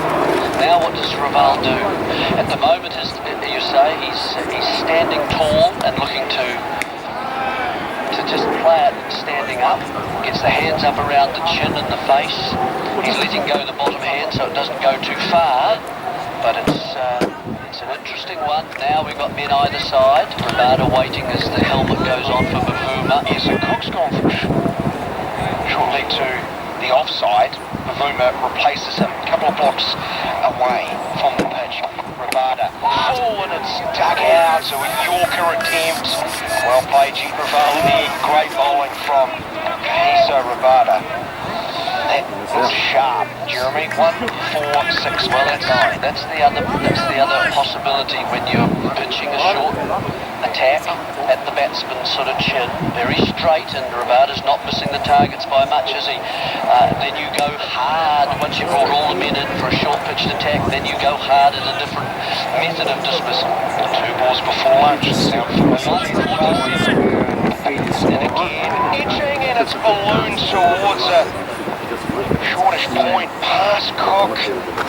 Hands on hips all around the South African field as that was again just a little bit too quick for Jeet Raval. Another man, you look, he's so uncomfortable, he hasn't changed the method at all as a batsman. Another man must come in. And he's not going to be hooking at this event. Playing out in the middle of the basic reserve. Play will resume, I would assume, at about 17 minutes to 2. The last over took a while as du Plessis and Rabada took their time setting their field and their plan. I think the players went off about 5 minutes after 1 o'clock. It's 10 minutes after 1. You are with Radio Sport. International cricket is the theme of the day. 2 sessions still to come.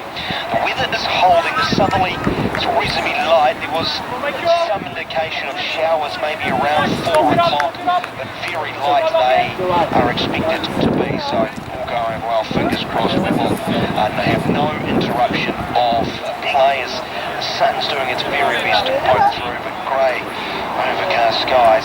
And further down towards the south, as I look down towards Adelaide Road and over Newtown, it's a bit thicker and ominous looking, but let's hope the southerly pushes it out towards the western hills, and the basin reserve is kept free of showers.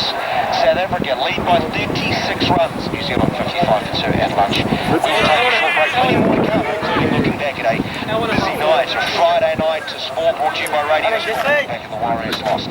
And another grandstand finish for the Crusaders. Down by 19 with half an hour to go. No problem for the Crusaders. We'll have a look at Friday night sport next on Radio Sport. Hey, it's nice and Decorating with the Resine sale. 25% off Resine Premier paints, wood stains, primers and sealers. 25% off wallpaper, 25% off decorating accessories. See your Resine colour shop and check out the best in your home. Go boys! Deal with the latest payment technology. Make the smart choice and search SmartPay or call 0800 my FBOS. Think FBOS, think SmartPay. Kiwi Business making FBOS easy for businesses for over a decade, and they'll meet any quote by 10%. T's and C's apply. Radio Sport. International cricket with Resine. Quality Resine paint is perfect for your projects. Love your colour. Is it? That's good. Hurricanes prove are sure to rise at the Cape Town. The Hurricane Super Rugby Champions! Or will the Highlanders roll the Hurricanes like a cheese roll? Oh, that's just disgusting. You're insane! What's the rugby last night, Woody? Find the answers to these and more. What's the rugby last night? Oh, what a comeback. Fantastic. Live from Impact Stadium, Wellington. Good, boys. Just say! Blues terrible. Just awful. That'll be That's so unfair. dreadlocks out. Yeah.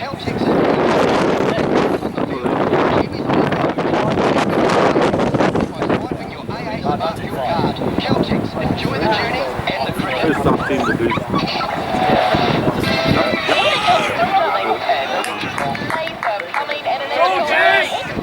They recruit the best, qualified and experienced. So more speed with required, anaerobic.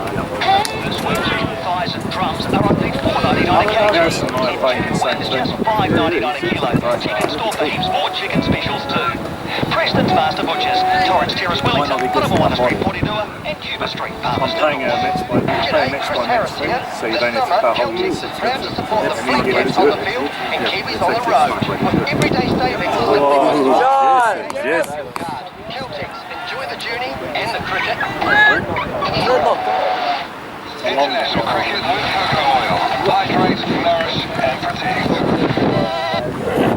14 minutes after 1 o'clock. Radio Sport. Good, Jess. Day number 3 between New Zealand and South Africa. If you're just tuning in, South Africa dismissed earlier today for 359, a very handy lead. Around 81, I think it was. New Zealand lost 2 quick wickets at 16 and 26 when Latham went for 6 and Williamson for 1, but Raval, Neilbrook steadied things, and at lunch 55 for the loss of 2, 21 to Raval, 20 to Neilbrook. Auto Morkel has both wickets for South Africa. Busy weekend of sport on Radio Sport, of course, later tonight. Not far from where I am at Westpac, at the Basin Reserve. It will be at Westpac Stadium. Another New Zealand derby in Super Rugby as the Hurricanes host the Highlanders. We look at the NRL first. We're into week number 3, round number 3. All started on Shot, Jess. Thursday, was it, with the Storm beat the Broncos by 14 points to 12 last night. We saw the Titans beat the Eels by 26 points to 14. While under the roof in Dunedin last night, it was the Bulldogs getting the points with a 24 points to 12 win over the New Zealand Warriors. After the game, Radio Sport caught up with that Warriors back to Manila here. We are on Radio Sport and the grandstand too. Just to find out together in that and definitely, they came up with a pretty good defensive effort tonight, and I felt like we put a lot of pressure on them for 60 minutes while attacking their zone. But, Yes. we fell away in the last 20, and it's pretty Good set, boys. He's really good momentum, especially in the back end. Round 3, we're still building something. It hasn't been the best stuff for us, 2 losses now, but everyone says it's a pretty long season. boys going down to the Bulldogs last night, 24 points to 12. 115 to 5. The second loss out of 3 games so far this season. Dragons tonight's week 1 beat No, they're not live. Oh, Bulldogs getting last I heard 51 to 5. But by 24 points to 12. Let's hear from the Bulldogs, and specifically Josh Reynolds. Josh, fantastic to get one on board to it. It was a very tough game, you know. I think we can build so much from that. We didn't win that game off the back of our attack, we won it off our defence. I'd love to know how many sets Warriors had on our line there, and you know, for the boys just keep turning up, it's unbelievable. And Josh, I mean, it was a sort of a game of two halves. The Warriors dominated the first 20 of both halves, and you guys really came home with a weak sail on the other half. That's the sort of attitude we got, you know. We always know if we're in there with a chance and at the back end of the half, we're always going to come over the top of the fence. The more we keep believing, the more we're just going to keep getting better. So, fingers crossed we can build off that. And the work of your forwards, especially in those back ends of those halves, was absolutely fantastic. Quickie. Good boys. all day there. They might be batting first, like, It's about us finishing and making sure. remember when we batted first against second, yeah, they're 163 for 9. Silver Street, only after 32 Josh overs. Reynolds out of the Bulldogs are on the board. Their victory last night, 24 points to 12. At the same time, further north, a cracking game of Super Rugby in Christchurch. Yeah, good quickie. As the Crusaders did it again, coming from a long way back. This is their mantra in 2017. Down by, I think, 24 points to 5 with just on half an hour to play, but within 20 minutes they had the lead, which they would not give up, leading the Blues by 33 points. Good work, good work. Outstanding start. Look out, the rest of Super Rugby wants the Crusaders actually figure out what time the games kick off. If they get the starts right the way they'll be honest, they are going to be a force. They remain unbeaten. Crusaders winning by 33 points to 22. Get him out. Great shot. Run it!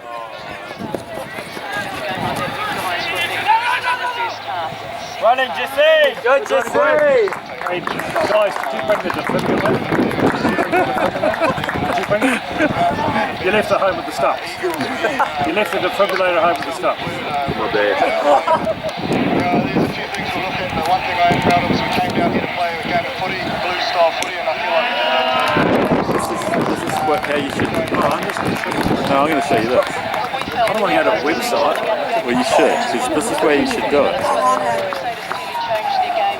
So I spend hours a week on this bloody website and nobody uses it. On the school one? Yes. Focus on ourselves, make Got through the, adjustments. We need to. Yep, I know we're one and two. That's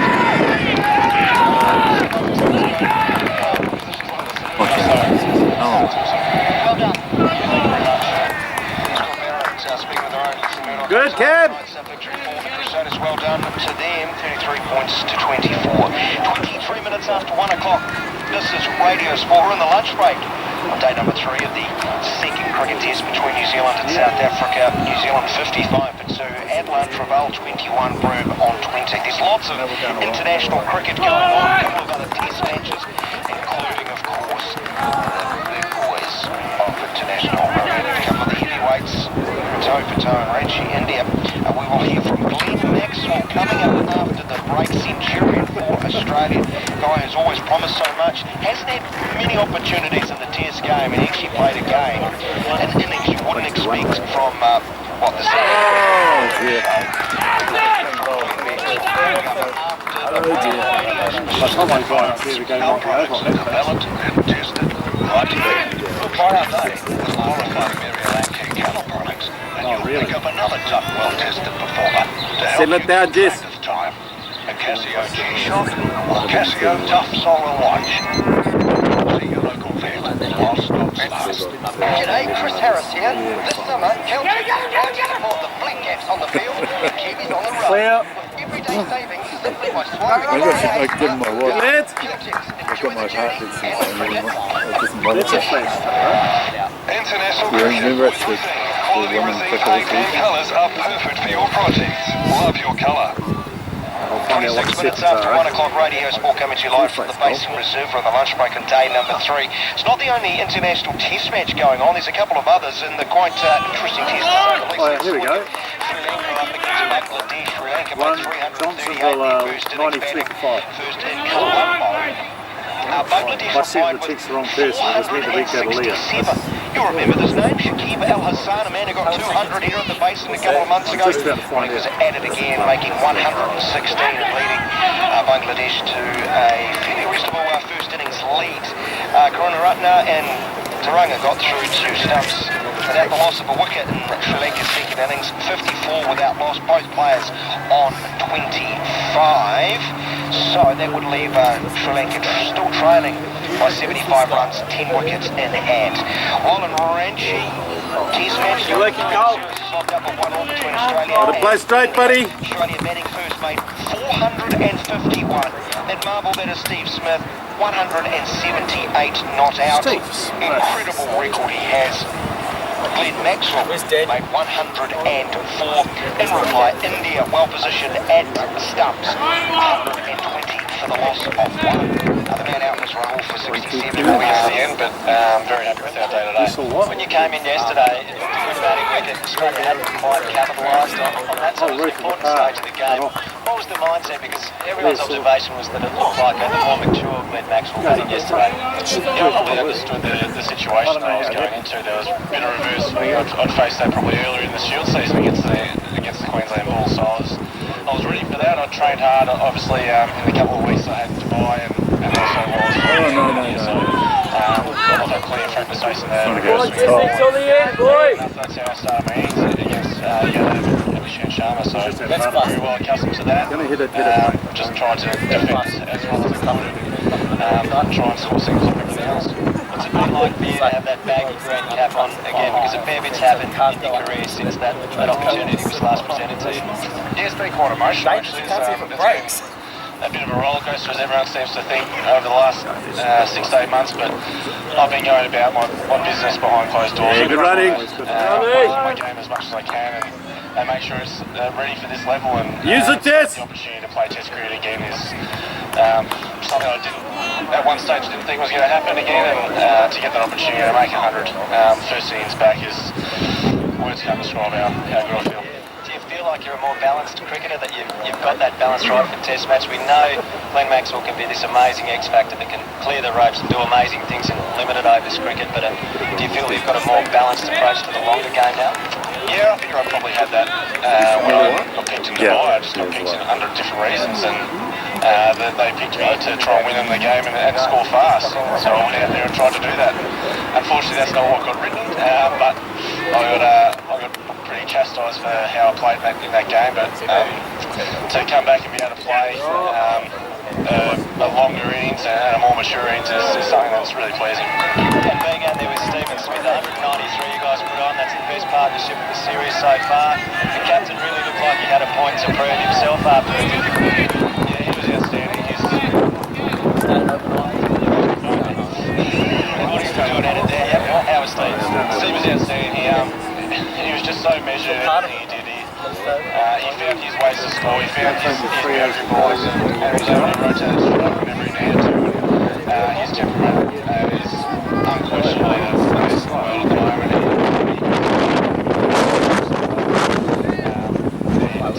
Placed over 350 balls on that wicket where every now and then there was something different that happened on the wicket. Something that's got the lots of different still. I think there's still doing enough to get you out. I just want to be switched on enough to get them out. And Glenn, you break your bat during the innings, so no memento necessarily. You did have the bat you scored the century with, but you've got one that's a lot shorter as well. Yeah, I might have to put them in 2 separate cases. Yeah, unfortunately, I went out there and I saw a crack in the back of it, and I was just hoping it was just a crack in the stickers. But unfortunately, it just snapped all the Actually, just lost half my bat in the middle of the wicket. Runs on the board is handy to have 451 on the board, but you look up and see India 1 for 100 and 20. They're making good use of a good batting wicket, but you would Make these extra balls count, bud. Yeah, I certainly think it's going to get tougher. I don't think you can take too much out of that. I think they batted very well just then. The openers batted beautifully, but we've seen during this series... Yeah, good quickie, good quickie. Good set, boys, good set. Hopefully we can do that tomorrow morning and Not back. Make performance yours. get a better view of these long summer days with Window Witch from Wet Forget. We like to call it the invisible squeegee. It's the easy way to clean your windows using the new sniper nozzle. Apply, agitate the glass lightly, and watch grime and gums dissolve. Then rinse. Water magically retreats from the glass to leave a streak and spot-free finish. Window Witch reaches second-story windows easily with the new sniper nozzle.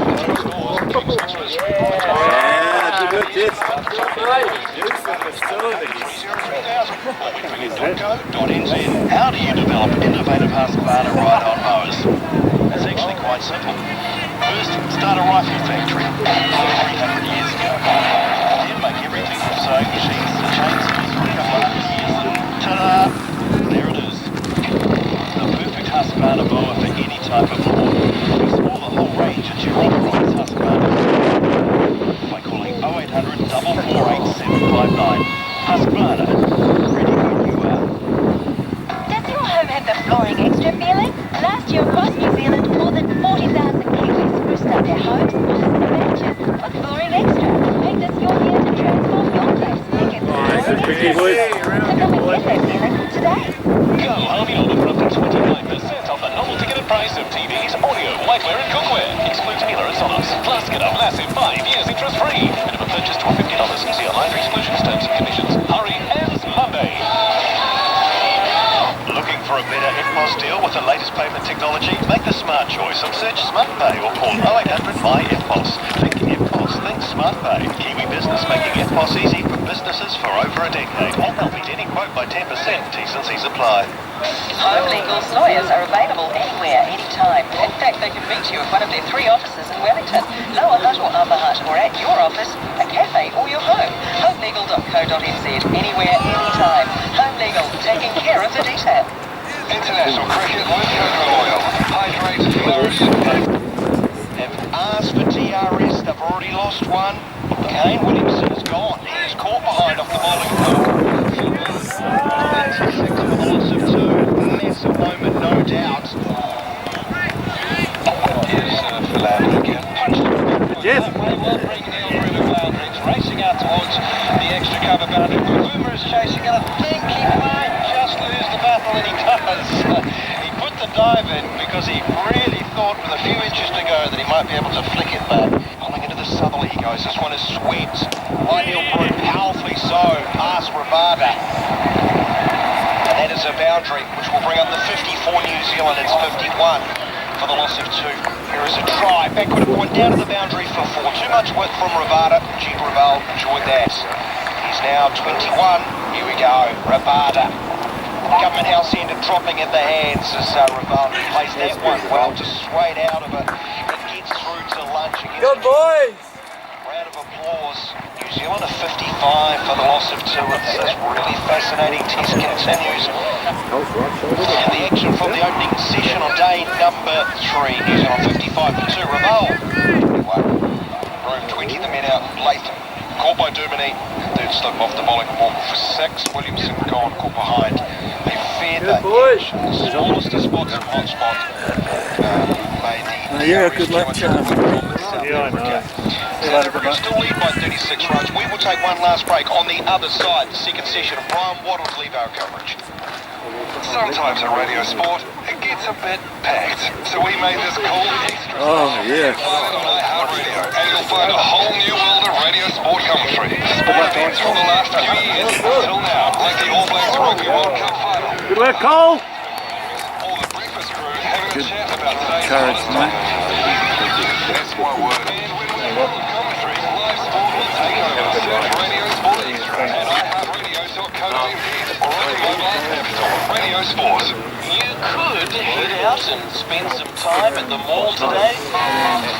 Hey, Buster, just like our back. Get off the grass that way and come on first. Oh, yeah, good boy, good boy.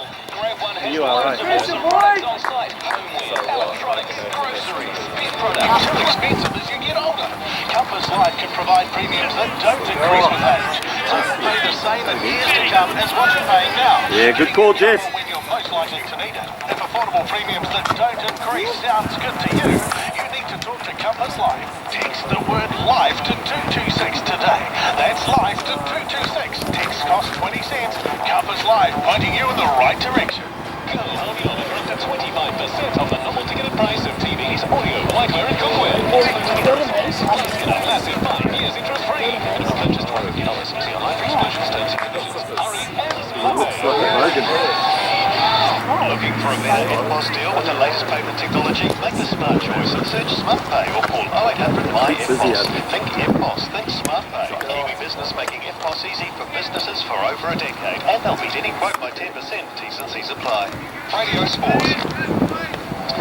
Time to get ready for the afternoon session of this, the third day of the second cricket test between New Zealand and South Africa. And if things go according to the previous 2 days, then this should be the session that New Zealanders Good run, lads, good run! Score well. The first day, the 1 wicket fell in the third session, and yesterday no wickets fell. So if we keep up with that trend, we are in for an interesting afternoon. But of course, New Zealand under a bit of pressure at the moment. They're still 36 runs behind the South African first innings total of 359, having made 268 themselves. Good recovery mounted by this pair, 29-run partnership between Raval and Broom, losing wickets at 16 and 26. And that was earlier today that the South Africans were out for 359. Last wicket to fall was that of Morley Morkel, bowled by Patel for 40. Philander was 37 not out, 21 ahead of them. As I say, if the session goes according to the plans of the previous days, then we should be in for runs and not too many wickets. We're going to see Maharaj with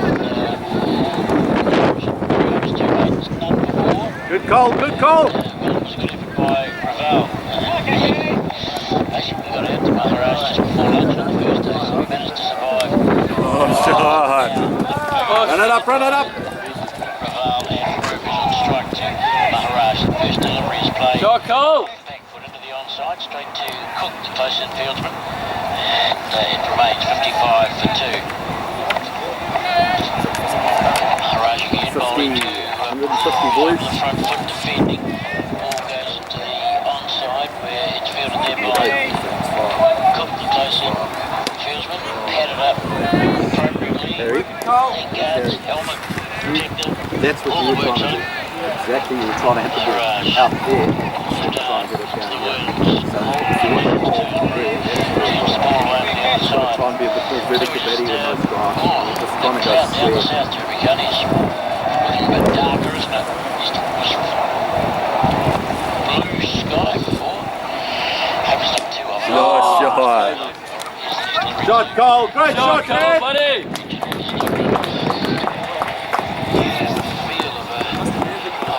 So many Wellington days, Brian, when you need a seamer and perhaps the pitch is not quite as brown as this one. But it's cold, it's cold, yeah. He's a little bit quicker, which is played defensively into Cook close in on the offside.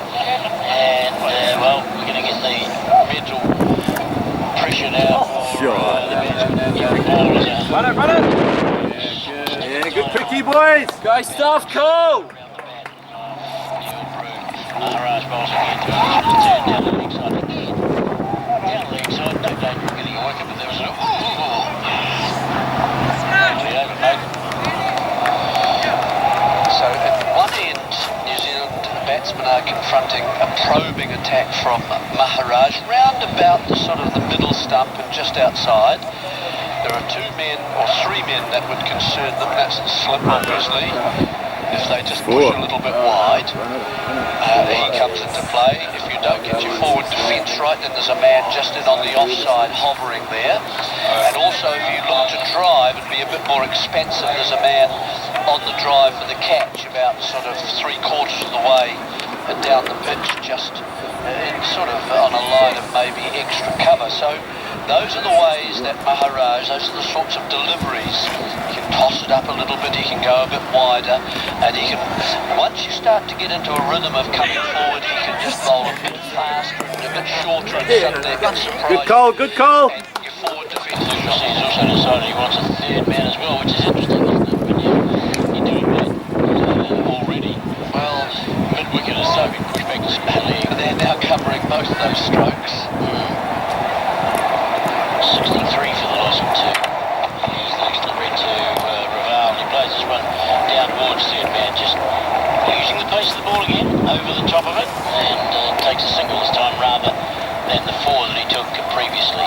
He goes to 29, 63 for 2.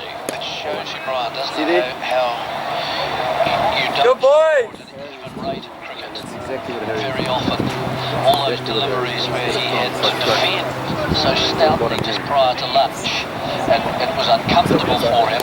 Suddenly now, because he was able to resist those, he's got 9 extra runs, 3 balls. Broom back on strike. He's made a little start, a bit of pressure in this second innings. Michael bowls through, and this one has been caught. Just lunging forward and getting the edge. De Kock has taken a brilliant diving catch, and Neil Broom straight after lunch, and he's faced it over a slow bowling, and now he walks off disappointed. He's got the edge to Morkel, 64 for the loss of 3. Broom's out for 20. A wideish ball from Morne Morkel outside the off stump from Neil Broom, and he's not got a big stride in, but he's got the bat out there. Quick, lad! Quite a long way and quite high, and a very good catch again from the keeper, going diving away to his right as De Kock, and he's taken it basically in the right glove. He's got the left one there as well, but the main taker has been the right glove. So Neil Broom goes for 20 in his second test innings, and New Zealand now in real trouble, 64 for 3.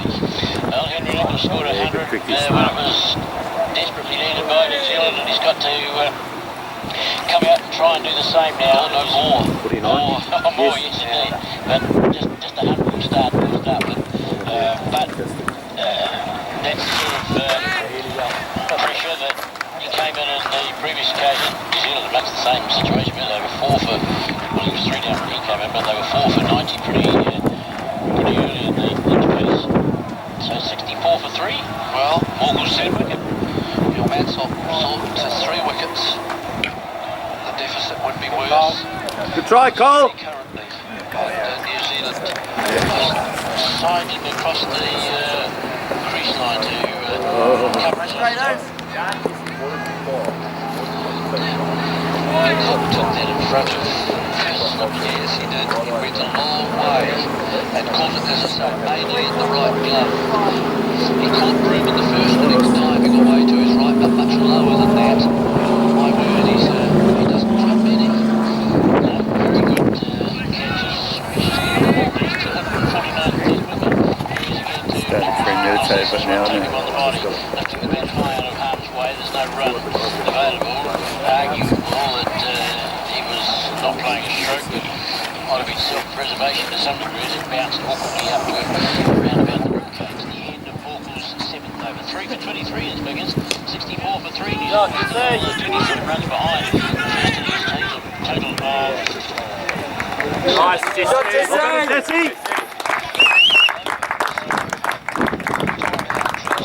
Oh, how casual is that? Quite emphatic shot making. Cut, pull, and just a run down to the third man for the single.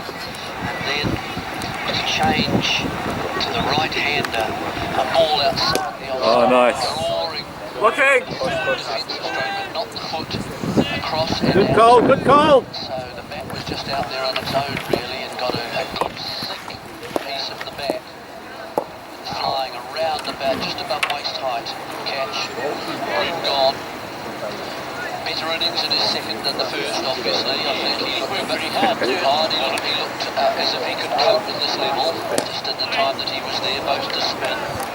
And also, once he got his feet moving a bit more to the quicks, he needs to work on that. But G. Raval and Nichols now have a lot to do. Well, Maharaj is going to continue the left arm spinning, going over the wicket to bowl to Raval. He's back on all stumps. Confidently back in the wicket. Oh. Great shot! Oh.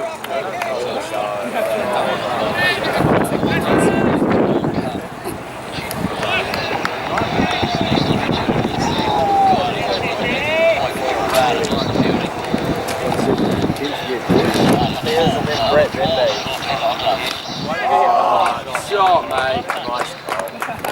Shot, Great buddy! shot, Cole. Shot, Kale!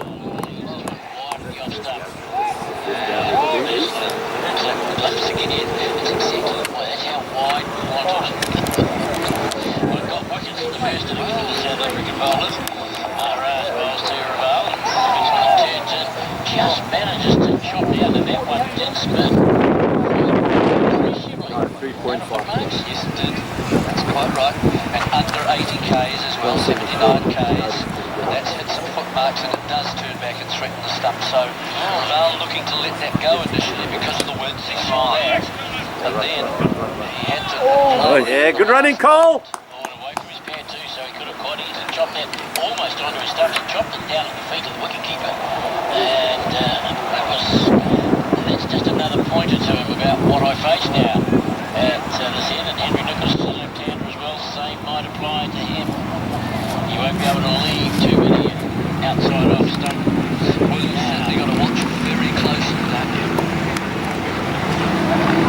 64 for 3 New Zealand. 268 they got in the first innings.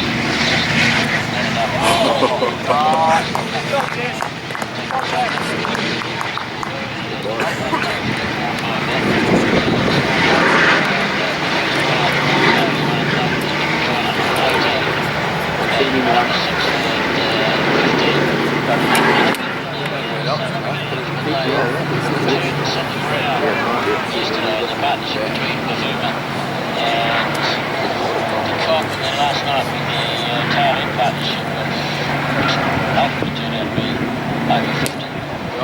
64 for 3. Corey from the south back of Auckland. He's got 3 slips and a gully. He's got a third man. He's got a backward point. There he is today. Of course, he leaves a little around to other on the off stump. Of course, we rammed him back in the first innings. That was confidently, he was prepared to ramp the ball down to the third man. And he did it pretty well. Well, they've shut that area down. That's understandable. Run him up! Run it up! Run it up! Look, look, look! Very clearly about the line of attack.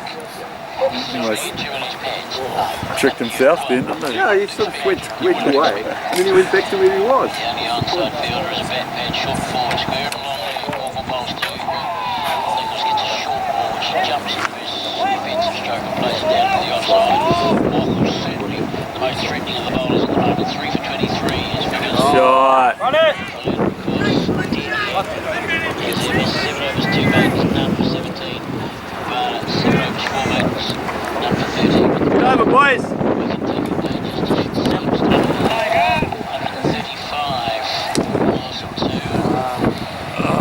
Dropped Talk it. of rain, I'd say it's totally out of the equation at the moment. Cold conditions specifically on Manford. Oh, he's returned. And to go and get his woolly jumper. Feeling like cold. It's cold in Cape Town too. I've been good with some of the spectators too. Up a bit more today. Plus, there will be still some good shorts and t-shirts there. There's more than one in there. I think they've got short for the onside now. Well bad, Cole. Well bad, mate. It's a really good knock off.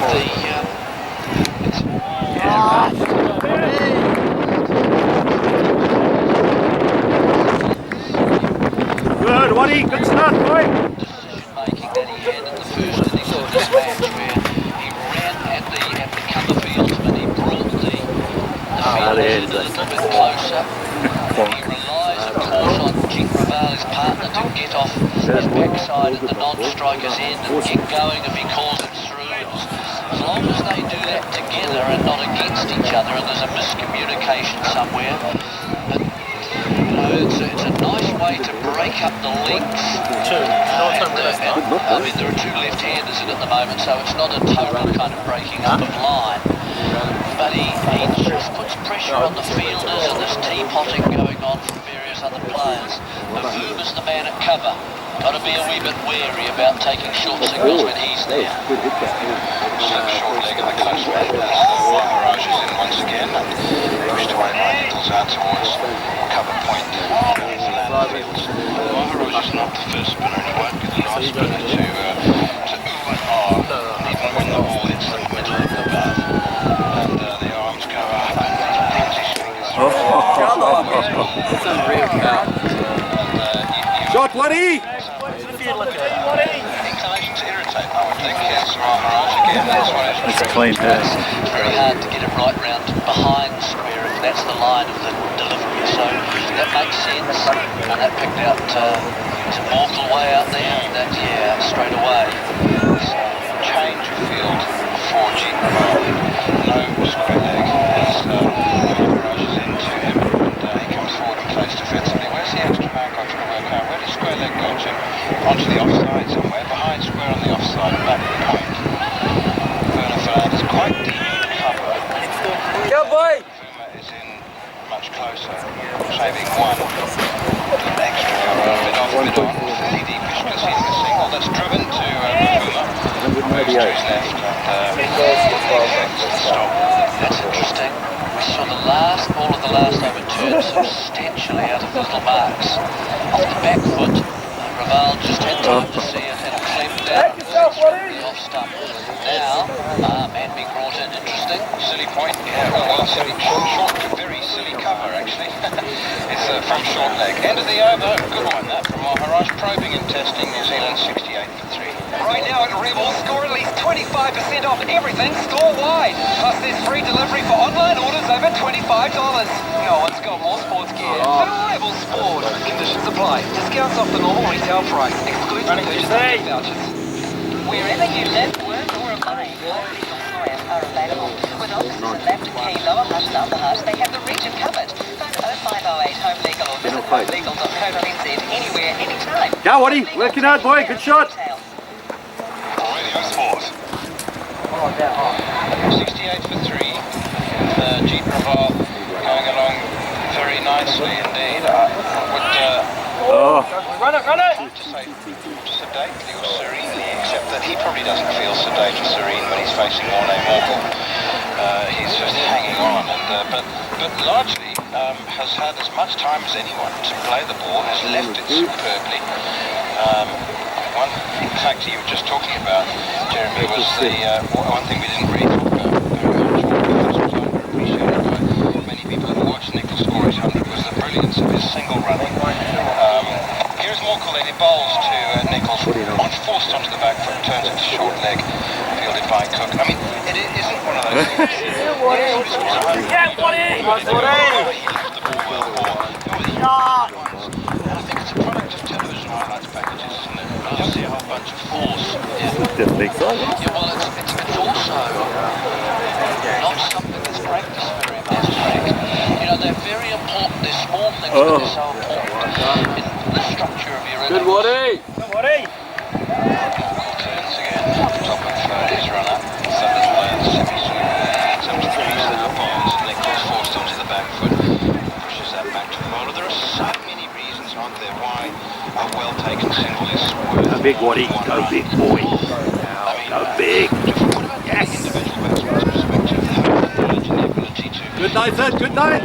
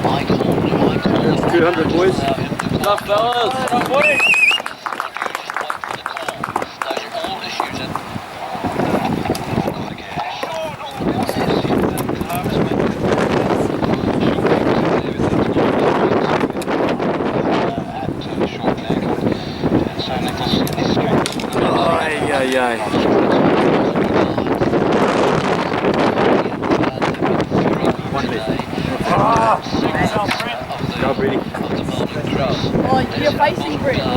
Once again, Nichols jumping slightly straight at him. Go, Brett. Brought a leg gully into play. That's what you made of, fella.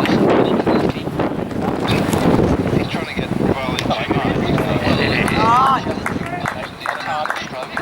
defensive shot as well.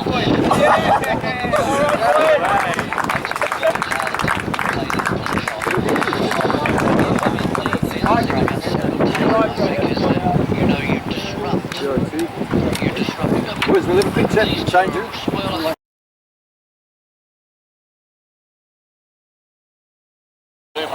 So, chasing Penny 202. What would happen if you did the same thing when you got to 80? Brett opening up downwind. Right, so it's interesting. We talked about transitioning before when you go from one transition to another, from defence to I'm going to take on more and start hooking and start pulling. It's a dangerous time for a batsman because it's almost like you're changing gears. That changing gears for a batsman is kind of a dangerous time. So sometimes what got you to 30 or 40 or 50 is exactly the same thing that will get you from 50 to 100. Philander bowls to Raval, who defends into the onside, wants a run, they won't get it, they cook it quickly. Watling had almost backed up a little too far, they managed to survive, and a maiden over bowled by Philander, not the first time. 10 overs, 3 maidens, none for 23, 108 for 5. Yeah, well, it's like anything, if you sort of overextend your goals to some degree, then that does take over you, rather than getting to the big one, so to speak. You're talking about, no, I need to get to 50 first, and then start again, and do the same thing to get to 60 and to 70. Well, it's about being process focused rather than outcome focused. So what we call process focused is the green zone. So the green zone is what you have to do, what you can 100% control. So the only thing you can control on a cricket field is what you do and what you think. That's it. Anything outside that, getting to 50 is an outcome of doing what you do and what you think. That's an outcome of doing the process right. So we call the outcome goal is an orange zone, right? So green zone is what you can control, your processes. Orange zone is the outcome. Here's Maharaj back into the attack, bowling to Watling, stretching forward, playing back along the pitch to the bowler. And the big danger of sport, the big seduction of sport is to focus on the orange zone, focus on the outcome. I want my 50, I want my 100. Maharaj bowls again to Watling. This is right up in the block hole. He drives back along the pitch to the bowler. But the goal for the sportsman is to stay in the green zone. Stay in the green zone. When you get near 40 or 90, stay in the green zone. Here's Maharaj bowling again to Watling, who's defensive, playing out the offside.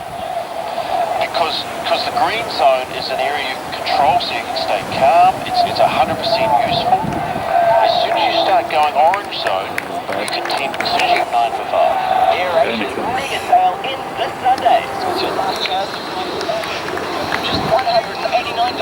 Destination reserved. Aeration.com. Don't miss out. Save mega. First week chicken breast fillets skin on are only $9.99 a kg. And skinless breast just $10.99 a kg. Plus club card members get an extra $1 off per kilo. Dresden's Farm Torrance Terrace, Wellington, Butterfly Street, Portendua, and Cuba Street, Palmerston North. Radio Sport.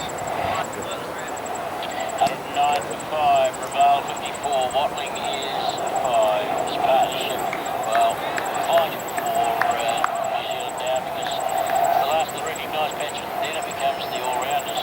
This pair really has to set New Zealand. It's going to be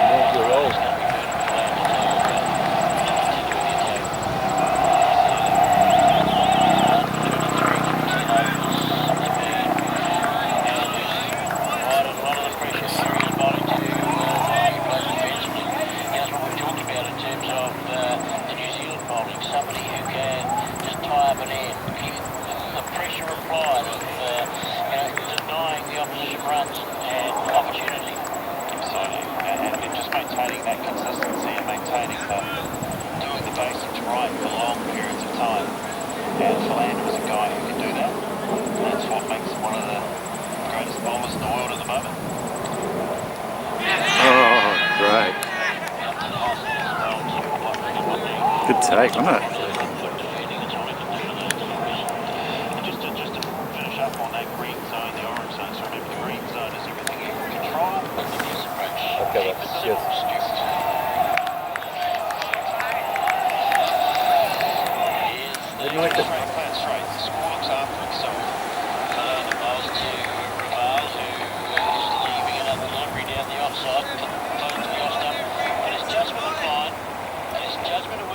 up has been pretty good for the whole game. You almost sense he's gone back into concentration again. He's gone back to where he was before. I don't know, he wafted a couple. He did get some good balls to lead, but he started pulling the ball and almost took him into a different zone.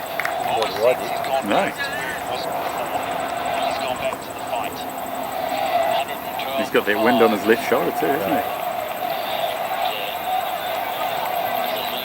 He played his curse, mate. Shut up. Effectively 21 for 5. Fernando bowls to Raval. Raval turns to the onside. Out to Portsmouth wicket. Beats Cook. He's got a single and one out of his. Over 112 for 5. Tell me, do you know what's going on? Is this transmission gully, the start of transmission gully? I think they are, yeah, and they're going to go back to the Hutt Valley as well from here. Back to the Petone overbridge there. They're going to link back to that from here. Petone overbridge. They're going to put like a big, you know, like the Douse roundabout. They're going to put another interchange in down there. Yeah.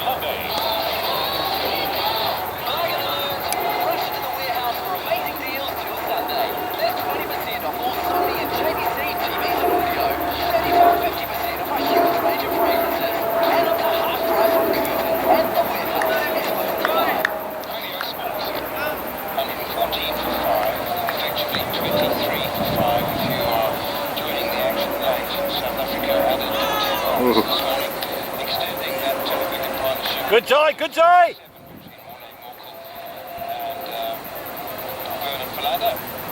It's now Philadelphia's got to be bowling.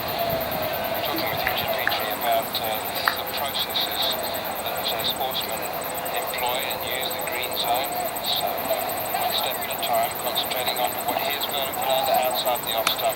It's left alone. And I'm asking whether there are moments when a boxer, for example, is on his last legs and his championship title is at stake. And, you know, you're getting towards the end of the final round. Goes into the orange zone, does he? And just thinks about the result, and that kicks in, and the passion and the drive and the motivation. What about like in a cricket context? Let's go back to the last great contest between these two teams, South Africa and New Zealand, the World Cup semi-final. So, a little bit what we spoke about. What a horrible sport. You're going to say they're blowing off South Africa, they have to be a South African joke. But he said, stop, mate. Get back on the job and focus on what I have to do here. From the orange, back to the green. Here is Philander running it from the government house out to PJ Watley before he comes back to What's South Africa score? With that last over, by Dale Steyn. We're 100 and something, so we must have. Claims to have been very much in the green zone. Speaking of well, each delivery with the Williams, bound to way to bowling. Reckons that, you know, without the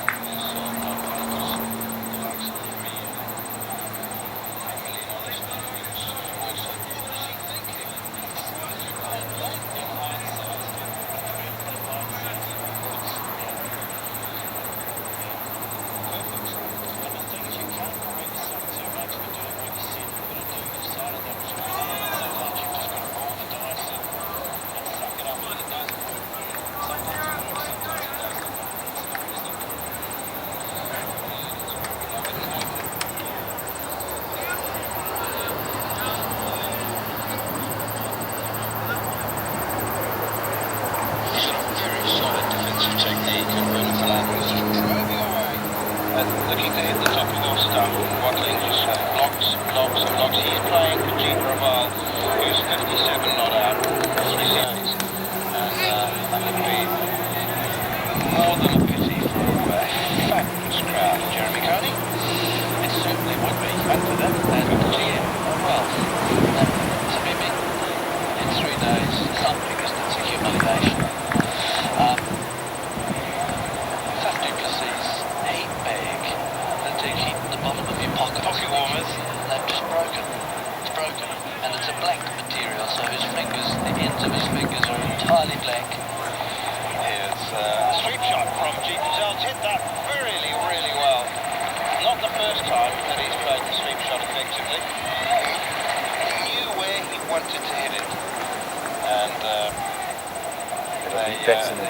Yeah. runs into the 60s. Not used to our weather. Read the line well, hasn't he? Rather than, for example, Nichols who went wider and dragged it back He on lives the just down the road from my brother. Okay. Yeah, he's in the same sort of the value, state. I think, Yeah. of just being in long Steenberg in the Cape. Are they all gated communities? Big walls around them?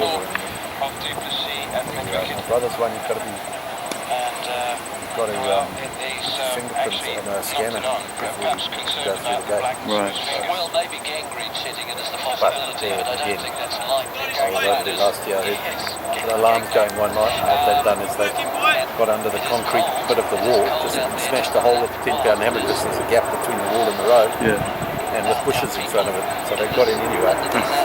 And they got into a couple of houses there anyhow and ripped them off. So everybody thinks, oh, we'll leave our houses up. So that's what they did, and they got ripped off. So it doesn't matter where you go. Next to each other, having to wedge each other into their chairs. And then when one gets up, the other two get pulled up either side of him. Again by Watkins, the Michelin man. Well, if the thing is Enjoy. actually, not just a single, that's gone very quickly down the leg side. Quicker one from Maharaj. And Watkins sweeps it. Very well indeed. 124 for 5. Currently regular for up to 25% off the normal ticketed price of TVs, audio, wiper and cookware. Exclusive heroes offers. Plus get a massive 5 years interest-free. Minimum purchase $50. See online for exclusions, terms and conditions. Hurry and hurry. Aeration mega sale in Sunday. Towards your last chance to fly for all persuasion for just $189. Great bowling, Brady.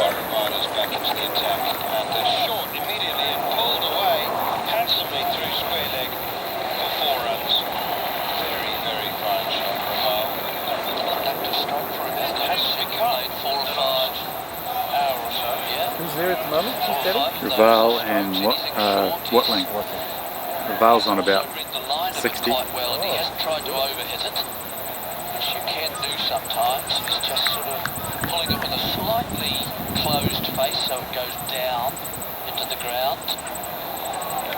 Nicely set up. Yeah. 2 slips of gully.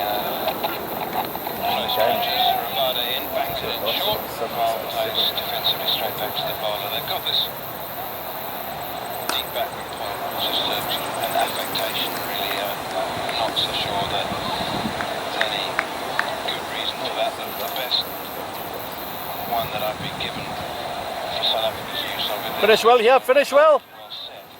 They don't want him scoring boundaries, so they, if he does squirt one through the gully or backward point region, he just gets one. It sounds like a weak piece of his bowler again, wide of the off stump and left alone, I'm sure.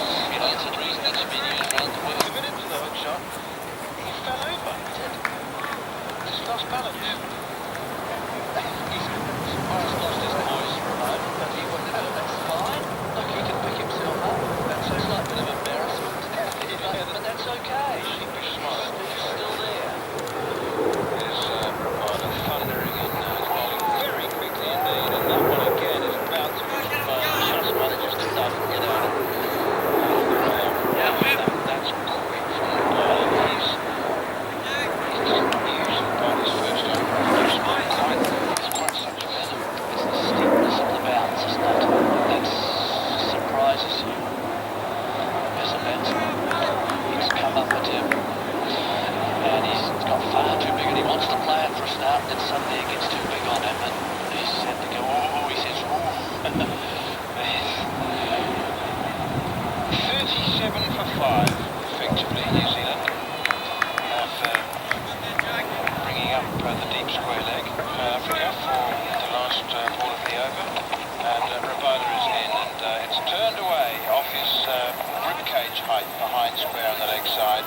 Might actually come off the ribcage. It's no signal from the umpire at the far end, Madam-Sina. So it was indeed a run, came off the glove. 129 for 5, New Zealand leading by 38 now, more from Jeremy, and then it'll be Daniel McRae. Well, we've got the barbecue tonight. It's good to know. It's good weather for that. And Neil's ready for it anyway. I think I'm going to make him wear that cobalt blue shirt with the naive drawings on it. I'm going to do that. He's standing out on the deck and Wattles the place. Because of the cold? No. I'm definitely not going to. None of that. Look, we came from Dunedin, for example, and the bare feet out. And, you know, the shorts and jeans. And the shirt. That's right. So, and New Zealand just showing some resistance. Bowling, They've got to show an that's awful great lot more.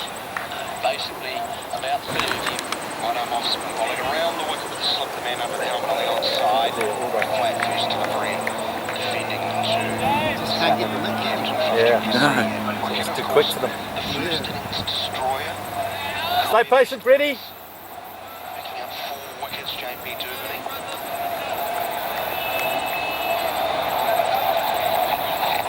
On the advance and missing it is Raval, and so is De Kock. The bail's been flying because De Kock's actually hit the stumps in handguards, so it's gone all the way down towards the boundary where Cerebral one, Shima ghosts after it, collects, throws it back, but Dubney nearly had his fit for the match. Beats him both batsman and keeper, chance missed. Yes, guys. Not quite sure why Raval's tried to get down and attack that. It got nowhere near it. It just kept on holding its line and missed the leg stump, went in between bat and pad, and that's what was so difficult for De Kock. Great areas, boy. And as you say, swept the bails off as an afterthought. But a missed chance early on in the Dubney spell.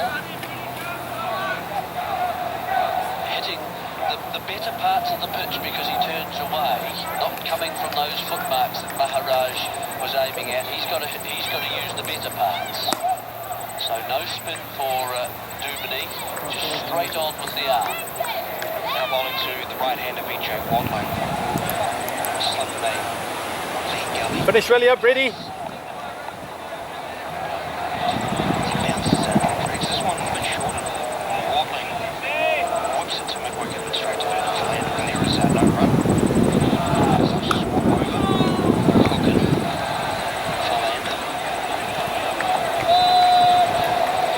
Dubney once more. Swat for the boys, lad. Getting it thickish outside inside edge. It goes to back point, no run there because Fuma across.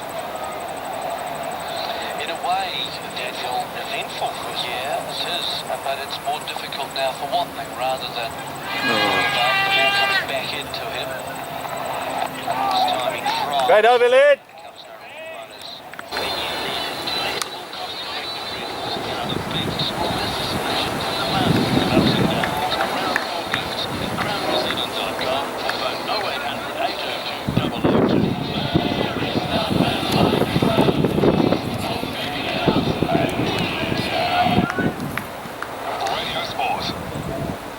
Reserve, day number 3, middle session as we approach the gloomy conditions.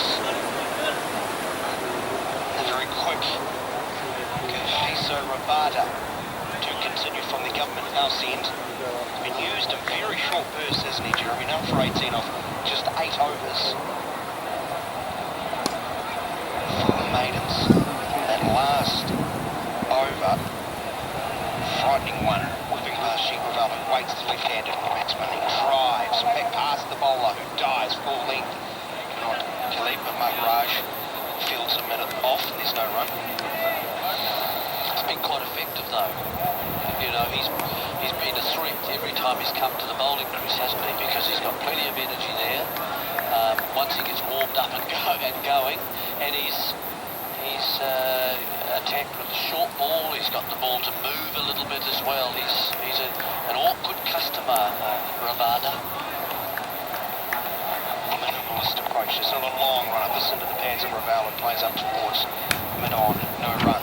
Well, that's the other thing. It kind of comes from those. Not as if you've got a long time and there's a sort of a momentum to the run at all.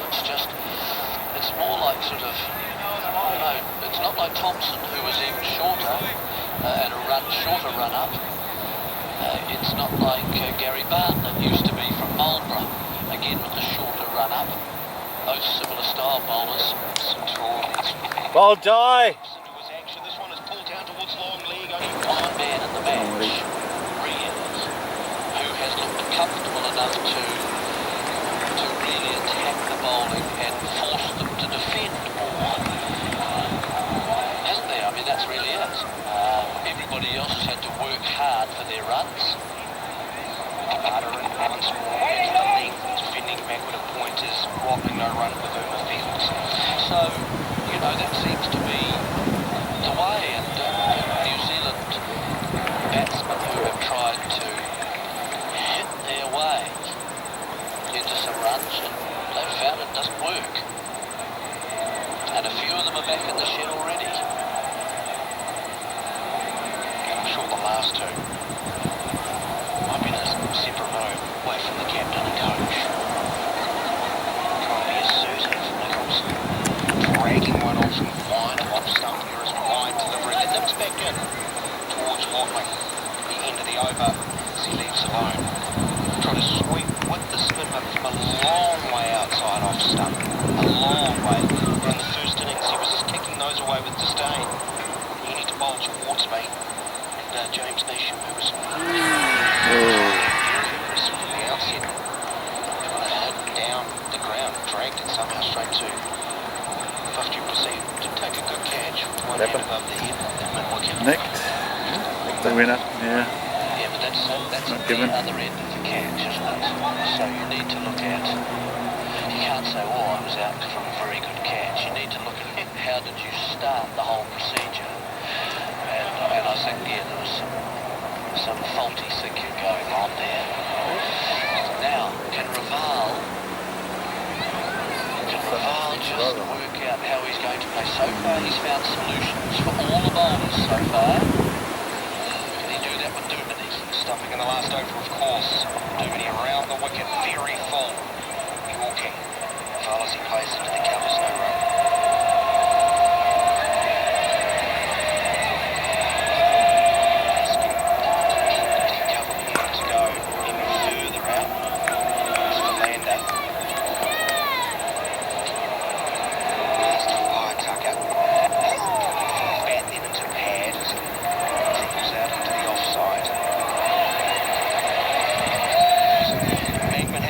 grand old time, aren't they, Jim? I saw an Indian chief arriving a moment ago. 4 pints and a little cardboard. Never heard of that chief, 4 pints, yeah. This one is another very full delivery. Same like some towards mid-on. From the Sioux tribe. 4 pints. Actually, I think it was a tribe was a chiefess, actually. Barris is confirming that. He had his eyes fully on the chiefess. Yikes. This one into the onside. Turned by Reval through square leg. Comfortable single. He's 69, it's 134 for 5. How many off that one? The pace. He just couldn't catch up with it. Much quicker delivery from JP2, but at the end of the second over, he's conceded just 1 run off those two. It's 134 for 5. He said after day 1 when he picked up 4 wickets, Jeremy, that he always feels he's got 3 overs. He needs to take a wicket. He feels like the captain's going to give him the hook. And now he can argue, well, Skip, I should have had a wicket set all this session, this spell. Yeah, well, I suppose that's a lot of the part-time spinner, isn't it? That to sort of earn extra overs, the bonus points, that you always audition. Yeah, that's right. And maybe if we could do more, you're quite right. Everything up. My 44th motion pitcher, and you're still asking me to audition. Rabada to G. Raval as this contest continues. He's going to go round the wicket this time, as he did just prior to lunch. Cut dug out, well played, G. Raval, good delivery. He was arrowing in on the off stump. Ball was on the target too, wasn't it? It was probably hitting, it was just the leg side middle. Raval just chopped down on it in the last moment, but he does play that full ball quite well actually under his eyes. He doesn't get, he's able to get access to it quickly. Get the bat down. Those jarring deliveries.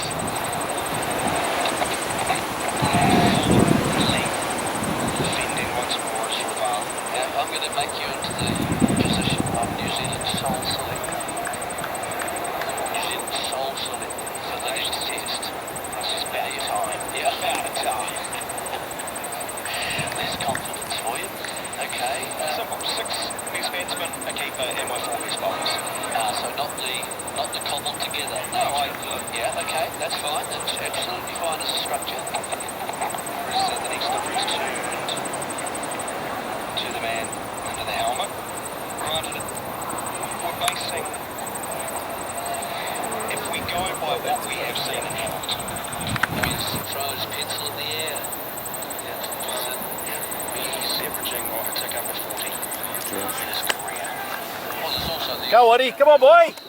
About to bring that. Yeah, 3 and 4. Okay. Side off stump. My next 3 and 4. Well, my next question is number 4. If Taylor is available, you pick him obviously. If he's not available, question mark. Williamson, Taylor, Nichols. So to go through that again slowly, please, so that my listeners can hear as well.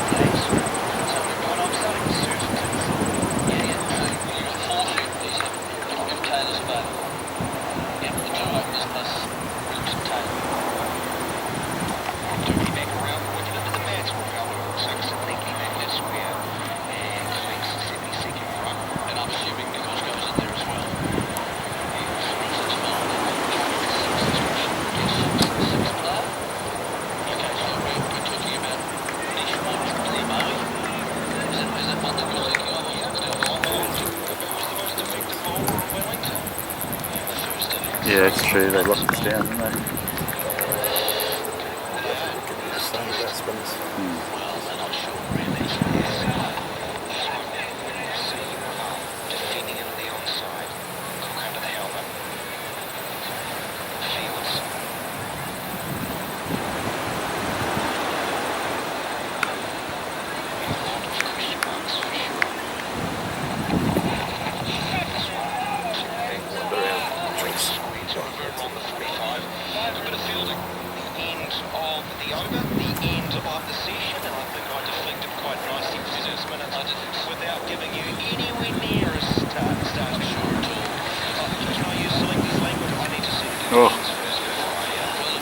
Happened twice now.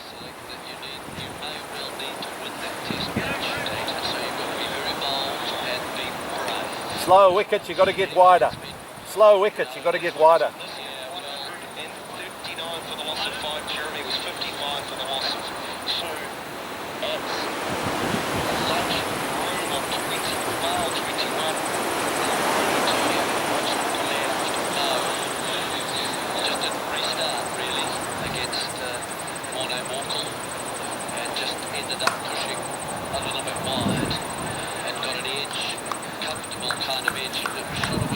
First up and across came De Cochran again, showing his skills as a keeper. Took it mainly in the right hand, as he just was in the first one, that was much lower. And again, well, that was Rabada too. So Bruno, however, I thought looked to be reasonably well organised once he got over the nerves and anxiety very early on in his innings. So he departed, and then that Nichols to the crease, and you've described the way Nichols was. Must have tried to get the innings up and going with clicking signals and so on, and just looking around as he got away in the first innings to do so. However, he found a ball that was turning back into very wide out actually, and in amongst them.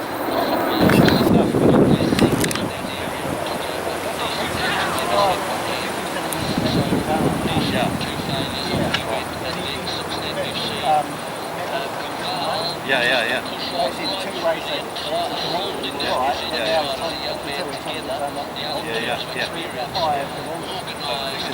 Not going away from his game at this stage, not wanting to branch out and play for flashy shots. That way we'll get it paid for. Laying down the ground, occasionally getting a pull shot in, which he plays nicely. Try, but they want to pitch it. Otherwise,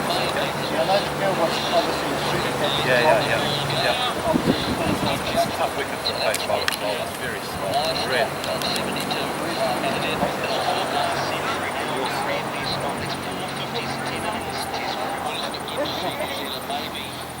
Nearly a curve. Maybe we have. Why not? So well done to Jim Raval and Motley is supporting him as we know he can. So plenty of work to do, however, for New Zealand. Let's look at the other side of the coin. 30 overs to go, and really 30 overs is about a session. And so another new ball will be waiting for them if they can get through those 30 overs. Let's look at the South African bowlers. Walker's got 3. I don't think we've probably paid him enough respect in that middle session. Maharaj, 2 for 26. 14 overs, 5 wickets. Yeah, well, and Tied up. well, as soon as he saw he got one to turn and didn't get a wicket, it was to Raval, and he just stabbed down on it late, but it came back quite substantially from outside the left-hander's off stump. Then he was into his work, he was sitting on his nose, went up and sniffed a chance in the air, and he just started going wide, and the knocked out created for the left-handers, and don't forget there was Raval at the crease at the time, and then Nichols coming in as well, another left-hander. They had different ways of coping with it. Raval across to the offside, and letting it hit him outside the off stump and chop, making sure he was playing a shot so he couldn't get out, and then Nichols looking to swing from out there and got him on edge. So he's a canny operator, and that's what you expect in Test cricket, isn't it? You do, yeah. He's another one of these. Come on, Mac. 77 minutes. Find that edge, 3 deliveries, just the 140. Raval's at 10 fours on his way to 72. He has been out there close to 4 hours. That's 4 lunches late and gone for 6. Williamson for 1. After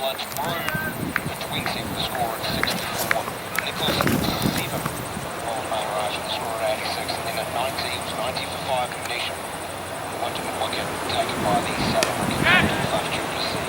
Again, off Main Rush, the fifth one. 139 for the loss of 5. The leaders 48. All call 3 for 50 off the lead. Following the drivers, making stunts, 22 nuts. Ramada, 10 overs, all in short burst, nuts for 21 with 4 maidens. Maharaj, 14 overs, 5 maidens, 2 for 26 while JP Germany, 3 overs towards the end of that session. 1 maiden, none for 4. We will take a short break. It's 11 minutes away from 4 o'clock. Paid resume around about 4, but we'll look into tonight's Mixed Super Rugby clash with Radio Sport bringing coverage of after the break. The Hurricanes up against the luckless Highlanders. We'll hear from Tony Brown as he just outlines how down on man and star power they are. Plenty more to come on Radio Sport. Go Harvey Norman for up to 25% off the novel ticketed price of TVs, audio, whiteware and cookware. Excludes dealer slots. Plus get a massive 5 years interest free. Minimum purchase $450. See online for exclusions, terms and conditions. Hurry, and it's Monday. Maximise beef and dairy production with J-Swap for the best deals for quality stock food. Call 0800-4JSWAP and find out why more New Zealand farmers prefer J-Swap stock feed at jswap.co.nz. Change to a quality stock food. Radio Sport. International cricket with cocoa oil. Hydrate, nourish and protect. In an age of buckwheat and soy loaf, KFC's crispy burrito is standing up to bland food. With tasty chicken, bacon, cheese and barbecue sauce and a crispy tortilla, the $3.90 KFC crispy burrito is our flavor saver. This family has made it from their car to the chicken with only a few steps, a couple of skips and a cut. Overcast day at the capital. Feels like rugby season for the Hurricanes. And the Highlanders will on horns once more. And game number 4 of round 4 of Super Rugby in 2017. 7:35 kickoff. Join the Radio Sport commentary team for full coverage of that one. The Highlanders in town, they've had a lot of luck injury-wise. As Tony Brown, the head coach, outlined earlier in the week with a number of players and big name players out of the match and for the coming weeks too. Granted, they do get a pretty handy player back this weekend, I understand. His name's Ben Smith. Yeah, Ben Smith's trained really well this week and fingers crossed he's good to go. It's a big positive for us. Huge, I guess. Yeah, exactly. You know what he can do on the field, but the biggest asset Ben gives us is just confidence for the team, and especially the young guys who are, having to replace a few of our players. They can go out there and know that Ben Smith's there, and most players play better when he's on the field. Yeah, injury outcomes for good or bad? Almost bad. Looks like we'll lose Lima for quite a while, 6 to 8 weeks, and Waisaki sort of 4 to 6 weeks. So those two guys not very positive, but it's just the way rugby is. We've got a few other guys who are going to step up and hopefully perform well. I don't even know. What's that dislocated elbow? What's that, another 4 or 5 weeks? Tony Brown's good to go. I heal fast, so should be alright in a couple of days. Just the sprained knee, I suppose. No major damage, which was dreading, but okay.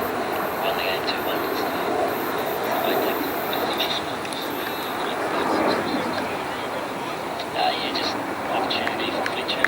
Obviously, he was out fit to back up Lima before Marty came into the side, and we like Marty coming off the bench as well. Comes on and needs real experience and leadership coming off the bench, so we're going to give Fletcher an opportunity to go out and show his back, and bring Marty on to hopefully close the game out. Yeah, it's a big game, but his skill set's there, and he's a quality rugby player. He just needs an opportunity, and that's what we've given him this weekend. You think Alisavia feels different? Well, what a lunch the break. Yeah, he's doing well. Pioneer Finance, we like to do things fast. That's why our personal loans are nice and simple, so you can apply fast, get approved fast, and get your money fast. Pioneer Finance has been helping Kiwis just like you for over 20 years. With our fast and freely service New Zealand-wide, Pioneer Finance can have the money you need so fast you'll have time to do the things that really matter, like eating or playing with your cat. You don't even have to leave the house. Just apply online at pioneerfinance.co.nz or call us on 0800 000 724. That's 0800 000 724. Life's too fast for mucking around, so contact Pioneer Finance. There's Pioneer Finance, money Can we start and we've got a little word away? International cricket with Mitre 10. If you're an all-rounder, join their home improvement club. Hi, I'm Rachel Evans from the Home Ideas Centre. If you're thinking of building, renovating, decorating or landscaping, come and take a look around. The Home Ideas Centre is a bit like a home show that's on all year round. We have over 100 different displays filled with ideas for your kitchen and bathroom, plus roofing solutions, flooring, heating, storage and much, much more. Come and be inspired today. We're open 7 days on the Esplanade for Tony and online at homeideaswellington.co.nz. Radio Sport. International cricket with Resine. Quality Resine paint and colours are perfect for your projects. Love your colour. Bargain alert! Rush into the warehouse for amazing deals till Sunday. King's Terrace Tuesday night and on State Highway 2. Resurfacing work continues by Topaz Street and work starts on the Remutaka Hill Road. For the latest traffic and road conditions, follow NZTA Wellington on Twitter and Facebook. International cricket with cocoa oil. Hydrate, nourish and protect. 139.5 then. New Zealand has established a very slender 48-run lead with only 5 wickets in hand. But at least we saw signs in the out 14 of some good resistance. Watling 14, Raval 72. More needed though for New Zealand if they are to prolong this test into the 4th day at the moment. Well, they're in danger of dropping way behind. 84 runs in the last session at 3. The session between lunch and tea. They've withstood the bowlers pretty well apart from Morning, Orkle and Maharaj. 2 for 26 Maharaj.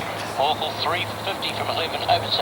It's expensive, but he picked up the wickets. The men that you thought might do the wicket taking, Rabada in particular, and possibly Philander, haven't been successful. Doobie also bowled 3 overs for 4 runs, but now the final session, it's dark. I wonder whether bad light comes into play. It's quite gloomy here, but no sign of rain in the cool southerly conditions that we've got. A few people have emptied out on the embankment and on the seats away to the pavilion side of the ground and the Wellington cricket offices. A suggestion that it is getting quite cold. You go home and listen to the last couple of hours on radio. Here's Rabada from the Government House into Watley, who gets a short delivery which pops up into the offside, but there's no one in close, so no problem in terms of the catch being offered. Ambler back on the field after De Bruyne had done the job substituting for a while, but well, Richard Petrie, this partnership, as we've mentioned a couple of times, is key. If they cannot get a big partnership here, New Zealand and Jeff Petrie, here's the next one to Watley, wide of the off stump, then go through to the cock. There's no room to get themselves out. If they apply themselves, then you can survive. Yeah, and a little luck. And a little luck. Because, you know, you need a little luck to survive even on a flat track sometimes. Rabada into Watley, and this one is a bounce. It ducks underneath it. Almost clips the bat as it goes through. The periscope went up, but there was no attempt at a stroke. 49 runs have been added by this pair. The last wicket falling at 90.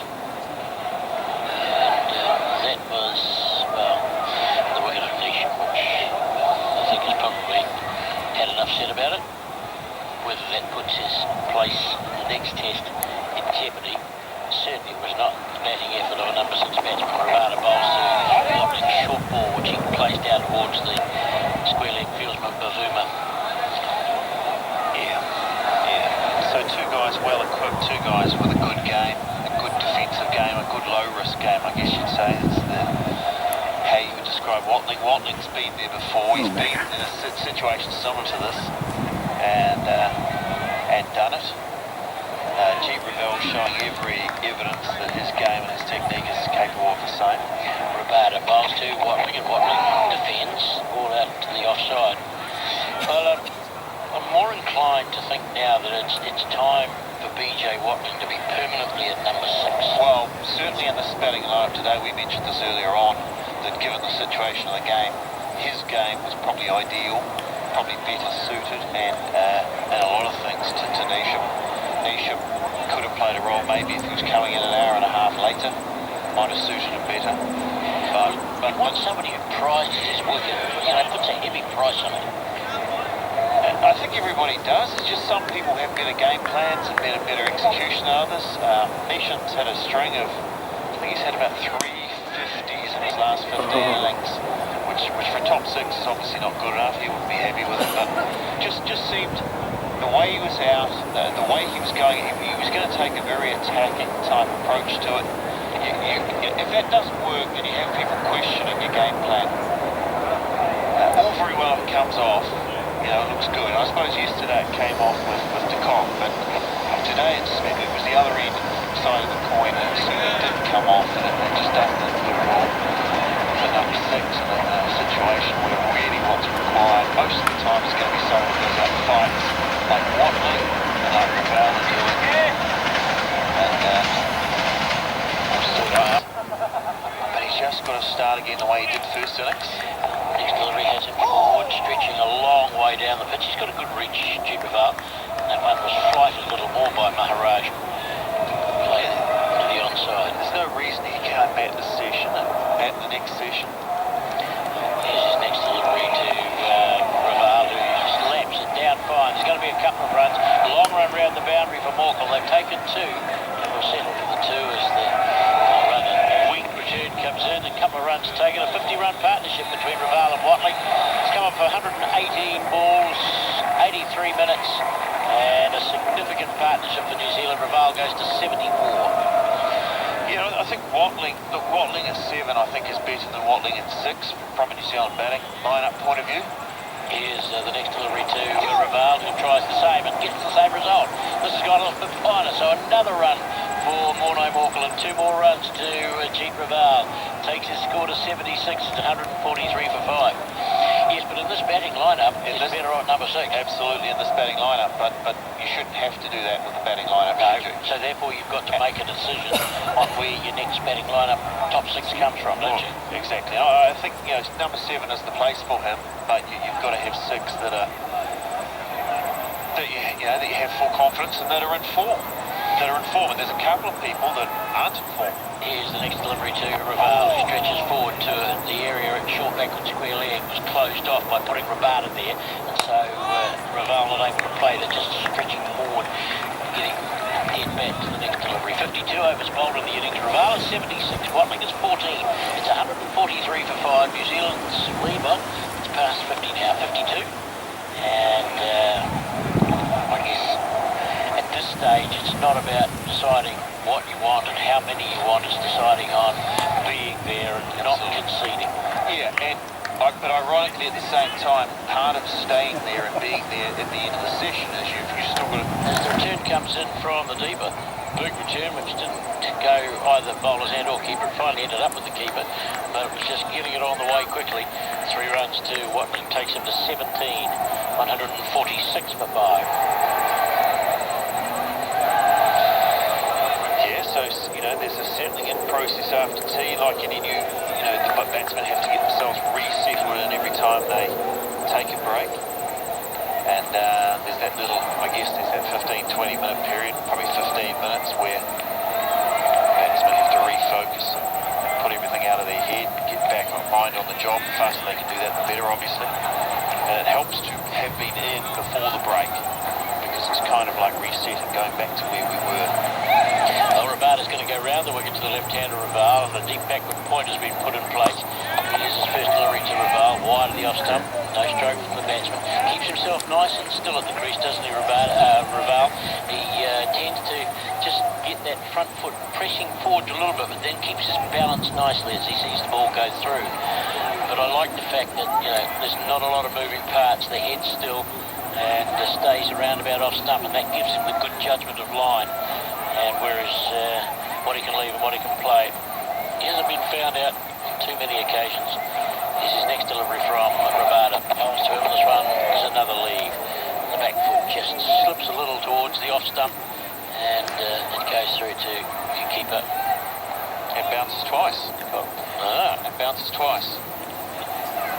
So, you know, it started off as a dry pitch, and I just think, you know, I was speaking this morning, but I was just wondering how dry it will get. It's maybe it's losing some of its pace, which it does. Did it have any?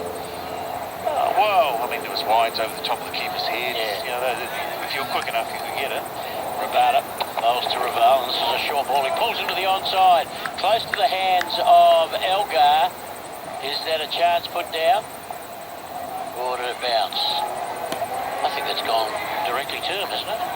I suspect it has gone straight to his hand, but they've got that man perfectly. 147 for 5, Rabada to Watling, and Watling stands tall as he gets a short delivery and manages to punch it out towards extra cover.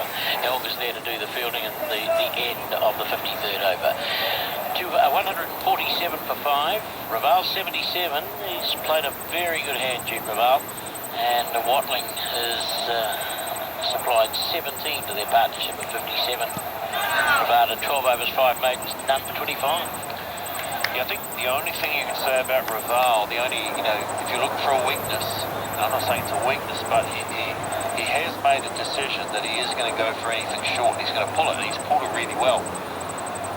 He's pulled it in front of square, and he's pulled it in the air a lot of times. So that is an area South Africa have a man in that position for the catch, and he put it down. Yeah, but he's not going low to high, is he? He's always going high, looking to try and play down, but it's so well hit that it's going sort of on the plane that it's arrived. Here's the first delivery of a new over to Raval. I think he's trying to play it down, isn't he, to some degree, but not quite getting over the top of it. Well, with these quick bowlers like Rabada and Morco, it can be kind of hard to get over the top all the time. So it's not without risk. Bowls to Raval, he stretches forward, just lets the ball slide off the face. Hard hand with that defensive push. Ran off towards backward point where Philander is fielding and there's no run. Because they haven't, South Africa haven't shown any sign of being able to nick him out. Any great sign.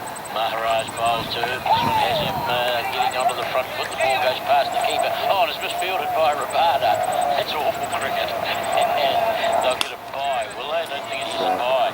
So there's turn there, isn't it? It's awkward for de Kock standing up. That one's got out of the rough again, hasn't it? Turned quite away. That one has, yeah. And it's not missing the off stump by much either. I think it's gone over middle. Over middle, hasn't it? Yeah. It's gone over middle. Oh, over off stump. Over off stump. So it's inconsistent turn because that's not a huge turn. It is noticeable, but some of them are going straight on, and that's the challenge, I guess, with the spinner at the moment is this inconsistent turn, which kind of reminds me a lot. Not as much pronounced as India, but that's certainly what you see with Ashwin, isn't it? Oh, Maharaj bowls to Watling, and Watling drives out towards the covers. There's no run. Walker standing fairly deep there, but manages to stop the ball. Well, there is a memo then to New Zealand. Bat well, bat long, set a target, and give Jenkins something to bowl at. Well, exactly, because there's pace going out of the wicket, I think. We're just starting to see the pace go. And that is the best partnership of the New Zealand innings. They lost their first 5 wickets for 90, so they've had to really piece together something special out of this pairing. 148 for 5. Yeah, I mean, this game is a little bit been like series against South Africa, even including the one-dayers, where it has ebbed and flowed. The one-day series was 3-2 to South Africa. They had a slight edge, but you know, New Zealand punched back, and Test series in Dunedin started with New Zealand getting the upper hand, 3 for 24. Then South Africa find back, New Zealand find back into the tour. This game's gone both ways as well.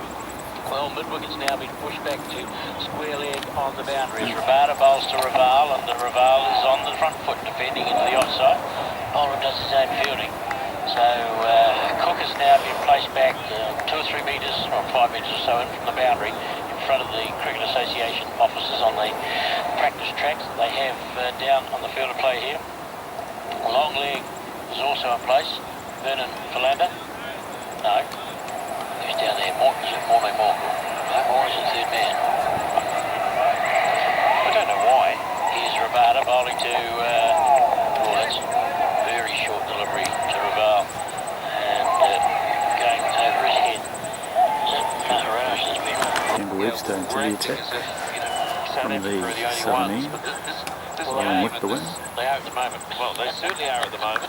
But here's Rabada back over the wicket, bowling to Watling, who's onto the back foot, punching powerfully. That's a good confidence stroke. He played it well. Bavuma, quick in the outfield as he is, was across to his right, made sure it didn't get through because that had 4 written all over it. Yeah, I'm certainly taking the help, the positive stance on this, but it has. You know, South Africa were probably in this situation yesterday at 6 for 90, where the game could have been over. You know, sometime today. The other way around, yeah. So it's been an interesting test. Rabada bowls to Watling, who drives at a wide delivery, a little loose, gone through to the cock. Oh, I mean, it's been an interesting game of Test cricket. You know, the old cut and thrust that you want to see in the game where fortunes change a little bit. You forge an advantage. Somebody has to fight back. We've seen that on the first 2 days. The fight backs, the advantages have changed. Now it's advantage South Africa. Definitely. But there's a fight on. 149 for 5. Here's Rabada, bowls to Watling, and Watling gets a bouncer. That's way over his head. Through to de Kock, taken just below waist height. The end of the over, 149 for 5. To celebrate the release of Max Lovebuzz and our dedication to brewing interesting beers, here's an interesting fact.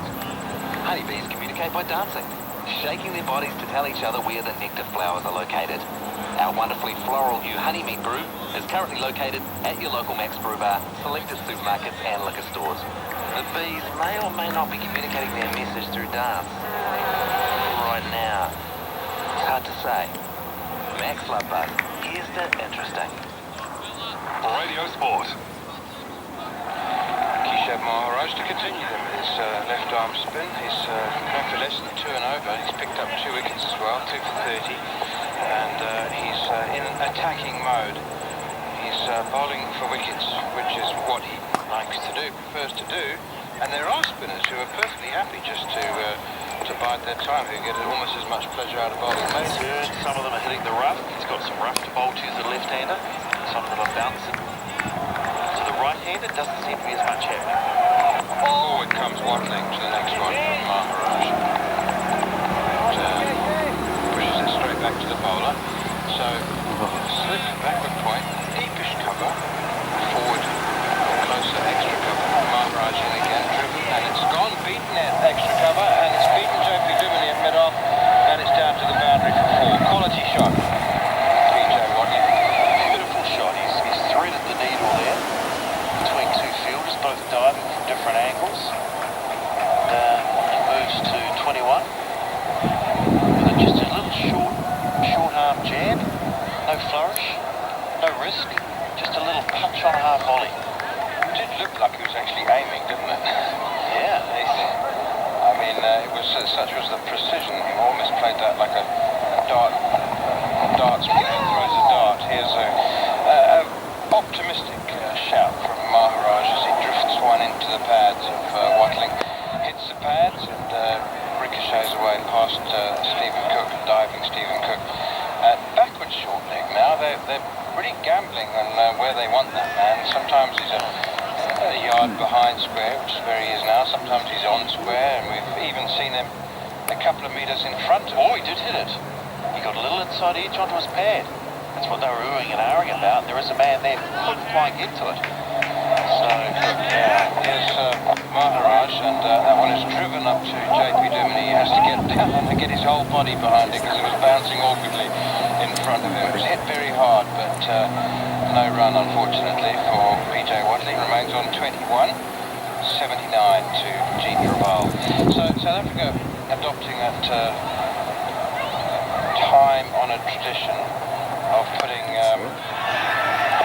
the least experienced player in the team at short leg, even though Stephen Cook's hopeless there. Right.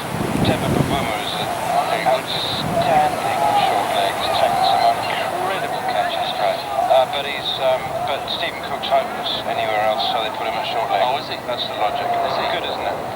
Wow. Well, he was the one that dropped at square leg. He's dropped half a dozen catches in his 11 test matches. Wow. He's got his test average of 36, so he's come into the team at a reasonably late age. It took him a while to get in. But he's come come in and done well without getting any big scores. So he's got a lot of 40s, well, I say a lot, he hasn't been around that long. He's got 350s in a short career, but nothing more than 55. And this is his innings.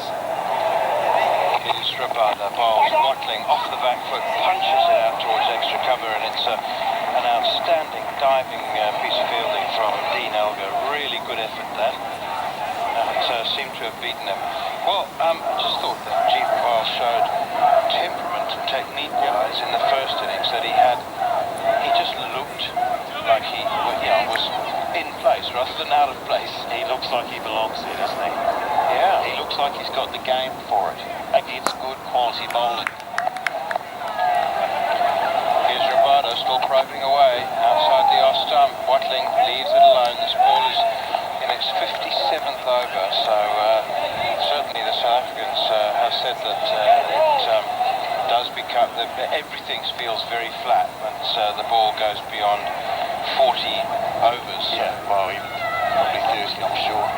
The bowlers will be saying from 20, I would say. There's nothing, it's a bowler, you can come in and you bowl him a few times, you have an idea, you bowl it, you let it go, and you just watch it go through the keeper and you go, oh my God. Here's Rabada again. Edged and falls short of Duplessis at second slip. Oh, frustration for Kagiso Rabada and for Faf Duplessis, who will remain phlegmatic. He shrugged his shoulders about that. He's just glad he didn't take it on the wrist. He'd broken his pocket warmer a little earlier in this session. I'm sure another one's been brought out for him, but that's... well, what we're seeing is this wicket loses pace and its bounce. We've seen bounces go through and Quinton de Kock take them below his waist. Rabada in again, and Watling off the back foot punches one out towards Elgar again at mid-off. Now that was an edge that earlier in the day, or with an earlier, newer ball, probably would have carried to, there's nothing to suggest it should have stayed long. You give the bounce that this pitch started with, it's pretty quick. Not excessively quick, but it's a quick bouncy wicket. But what it does tend to do towards day 4 and 5 is slow up and lose its bounce and lose its pace. Here's Rabada thundering in towards Watling. Oh, it's outside the off stump. And again, the hands just twitched towards a cut shot there, and he managed to control his instinct and thought better of it. 250. Yeah, 250. But I do think it will turn more if we get to, Patel will come more into the game if the game gets that far. No, it won't turn square, it won't turn like an Indian pitch, but, with Maharaj bowling to the left-hander, he's bowling to the footmarks, some are turning back into Raval and bouncing over the top of the stumps, and others are going straight through. So he's a handful to Raval. Here's Maharaj. Oh, and he's padded up to one here, and spun sharply. And there's just lots of yelling from Maharaj, really, rather than an appeal. That's spun a lot. Yeah. That's spun a lot. That's and bounced. So it's a real footmark. Describe this one, Neil. Oh, yeah, certainly has. He comes forward to the next one and pushes it straight back to the bowler. I mean, you just want to be very careful about not offering a shot and padding up, letting the ball... I mean, you've got a number of things to worry about, like DRS primarily. South Africa will still have a review remaining. Oh, he's got him, he's stumped. He was trying to drive outside the off stump. It's turned sharply. Quinton de Kock has missed a stumping chance a couple of overs ago, but no mistake with this one. He's absolutely delighted. Raval had left his crease. He was a full stride out of his ground. And, credit to Quinton de Kock, who makes very, very few mistakes. That one turned sharply, but he took it cleanly. And very good stumping. He's got fast hands. Well, we see that when he's batting, how quick his hands are. Well, that's massively disappointing for Jeet Raval. I really thought... I mean, there was just no sign of that happening, really. But I think he must have been unsettled by the amount of turn that Maharaj was getting. He's probably trying to counter the bounce and turn that's coming, but I never felt that coming down the wicket to a ball that's landing in footmarks. I don't know, it never felt quite right, and he was dragging his hand across, bottom hand, and flicked into the onside. So disappointing for him. Actually, now I think of it, I really think he shouldn't have been facing because he was struggling with Maharaj. He was bowling well to him. In hindsight, I think he really should have said to Watling, I need to be down the other end. You need to be. It's innocuous when you're facing him because he's bowling, being a right-hander, he's landing in a different position. And Raval, part of the strategy, sometimes you have to know when to hide. And he needed to hide. I think Maharaj to a left-hander is a dangerous thing. Well, Colin de Grandhomme is the new batsman. He comes forward to his very first delivery from Maharaj. He's surveyed the field. He plays that one defensively. He'll see a slip, a backward point, deepish cover, short, not silly mid-off, but short mid-off, a deep mid-off, a mid-on, a mid-wicket, as Maharaj once again tosses that one up, gets it up to eye level, and then dips to Grandhomme, pushes it straight back to the bowler. 155 for 6, effectively 64 for 6 New Zealand, as Maharaj is in once again. De Grandhomme plays back to this one and nudges it out towards the captain, Foster to see it extra cover. End of the over, 58 gone, and De Grandhomme 0, Watling 21, 155 for 6. As a small business, you don't want to have money tied up in equipment that you only need from time to time. That's why Crown's range of forklift rental options is ideal, providing you with exactly the right equipment when you need it. Flexible, cost-effective rentals and are the big small business solution from the masters of ups and downs. Crown Forklifts at crownnewzealand.com or phone 0800 802 002. There is nothing like a Crown. International cricket with Mitre 10. If you're an all-rounder, join their home improvement club. Kagiso Rabada to continue now to BJ Watling. 21 off 67. I suppose he just needs to carry on battling. He can't think about the big picture or worry about de Grandhomme or the team situation or the score. He's just green zone. Correct. Rabada, bouncer. He can't control who's at the other end. He can't control how well they bowl. All he's got to do, if he does his job, it's all he can do. Yeah, exactly. I mean, maybe if it's 8 or 9 down, maybe try it. Or whether it actually did it move in the air. Just came in a bit more, whether it's in the air or is this a reverse swing there? Maybe. So if you've been trying to manufacture it, they've been working very hard on the ball legally. Watling's on 21. There's Rabada again, driven by Watling for 4. Now that one's blown away past mid-off and down to the boundary. Impressive stuff from BJ Watling. I don't know whether it's signal a change of approach in him or whether Rabada's just pitched a couple up and he's taken on the drive. Certainly effective there.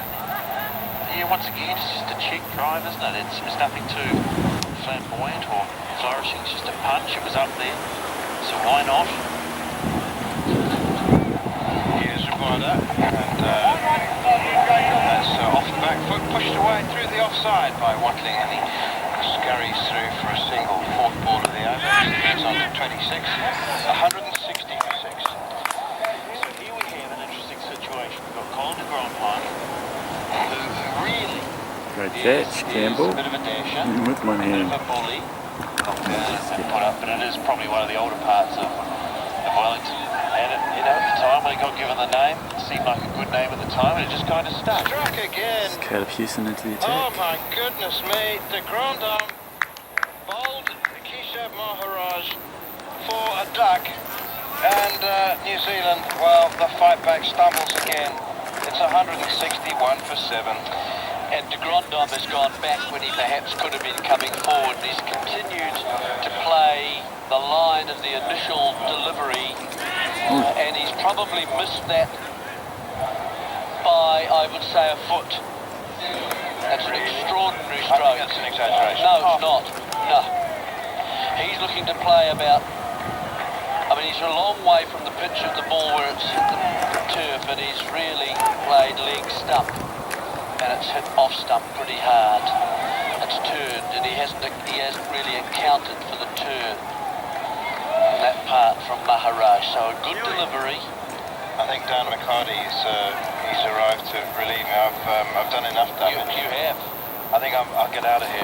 You were going to be escorted out. It was a good piece of bowling, wasn't it? Yes, I'm not sure why Johannesburg is Johannesburg, nor am I sure why Benoni is Benoni, but Newtown is one of the new outlying suburbs at that stage of Wellington. Outlying area. Do you know why Benoni's Benoni? I have no idea. What about Banoffee? Oh, Banoffee Park. Yeah, okay. Or how Colin de Grant home missed that by 2 stumps. He was playing a league stump line and a hit off. Yeah. Well, the first error was he misjudged legs. So there are lots of questions about this New Zealand side going forward, I think. Anyway, let's get on with this game. Tim Southey is the new batsman. 70 is the lead, 7 down New Zealand. Maharaj. Oh, this one is dabbed away by Southey backward of points to Rabada, and there is no run. 4 for 36 now. Talk about 10 wickets for the spinners this test. Well, Maharaj, I think, has bowled very, very well since he managed to get a ball turned out of the left-hander's rough. Onto the right hand.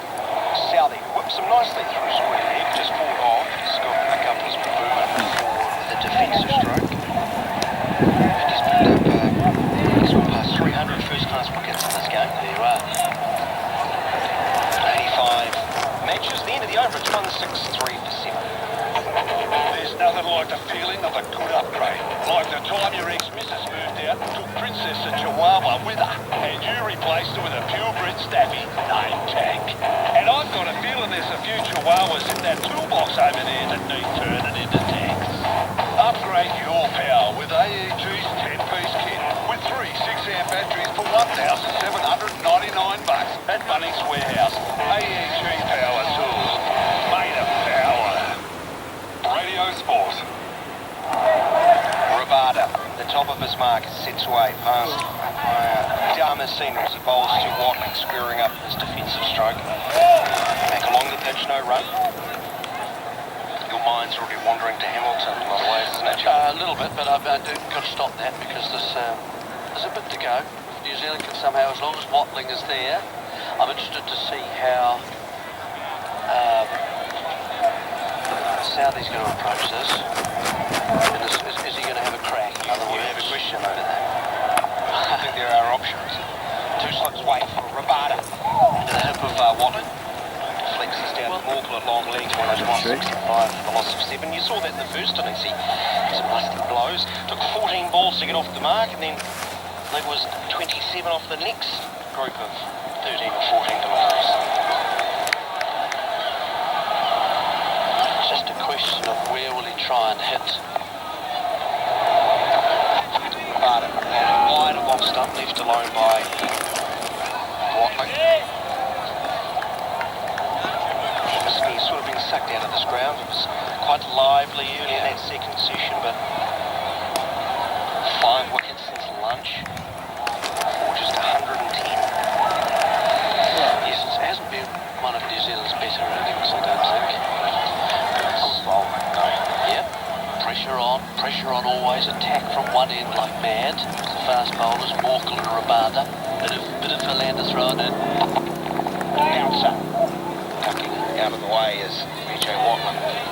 And no respite therefore from the southern end. And then Maharaj from the Rarevan stand end. And as I say, when he began it looks reasonably and relatively innocuous, but from that moment when he saw some turn and surprised himself and the batsman, it's been a different game, hasn't it? And South Africa could then attack from both ends. Rabada, once more, very straight, tight, testing over, waddling up to the end of the 61st over of the innings. It's 165 for 7, the lead 74. And so there's been no kind of respite for the New Zealanders. Once a wicket falls and the next man tries to get in, there's no easy deliveries to push around. There's no people standing in an area where you think, well, there's a comfortable single. They've been in at you, they've been trying to prevent singles, they've got lots of catches, they've had back pads, they've had men on the offside, they've had catches at the halfway house, if you like, for the drive, if you mistime it. So it's been just, you know, a number of overs put together that's been pressure. There's no easy deliveries, there's short balls coming at you, there's ones outside your off stump. So New Zealand had never felt really. Maharaj carried the line throughout his bowl, wide into the footmarks of the left-handers and then very straight to the right-handers as Southey tries back past the bowler. There's a man in position at long on and long off. It's Dean Algar who comes round and does the fielding. Just one to Tim Southey, who's 4. It's 166 for 7.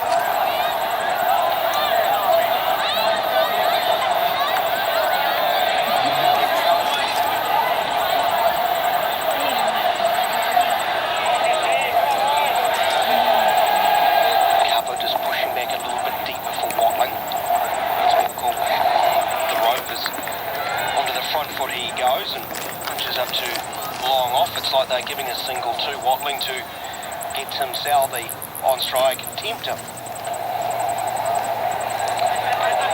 Yeah, well, Puff du Plessis having a long chat with him. This bowler, that is, Maharaj. Well, will Southey have a crack? I mean, if he does have a crack, will he go offside or onside? His natural instincts to go onside, but with the left armour.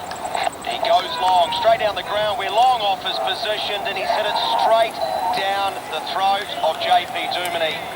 Maharaj has 5. 167 for the loss of 8. Southey caught Duminy, bowled Maharaj for 4. Don't know what to say, really. Practicing all the footwork. So they need 120 off 16. Isn't it? The feet are going.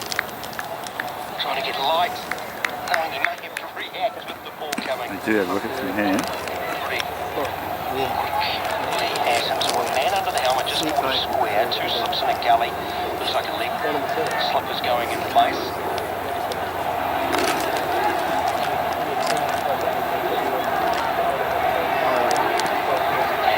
Long way going, a little bit square.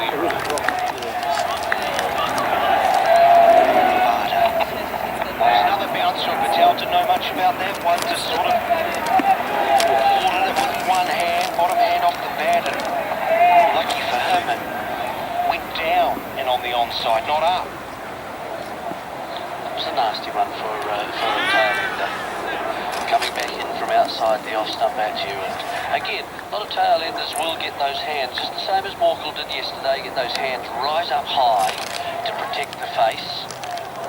Jeet Raval too before lunch was trying to play. Here is a chance down the leg side, it's off the glove, and Jeeta Patel's gone right inside the line and tried to whip it down to the long on boundary, and he's gone too without scoring. Caught de Kock down the leg side of the bowling of Rabada. 167 for the loss of 9, the lead 76. Oh dear. Yeah, over about middle of leg when it went past the stumps. And Patel has got inside the line, which is fine, but the bat wasn't really ready to hit the ball as he was trying to hit it down 5 to 5 leg, and it's gone past the entire bat and taken the glove, and then gone through to the keeper. So New Zealand's resistance is just falling apart here. 9 down now, and it's a, you know, it's a scoreboard as you look up and at it now that one batsman gets a few runs and the rest, I'm afraid, just haven't got started. That's it. The rest of the bodies have hit the floor. One after another. 167 for the loss of 9. 167 for 9. Wagner. 2 slips. Leg slip, same field essentially for Patel, and it's full and played back to the bowler. It's pretty organised. Over 11. That's a Neil Wagner. Played that one reasonably well. Hardy has 1 for 34. This is the 17th over.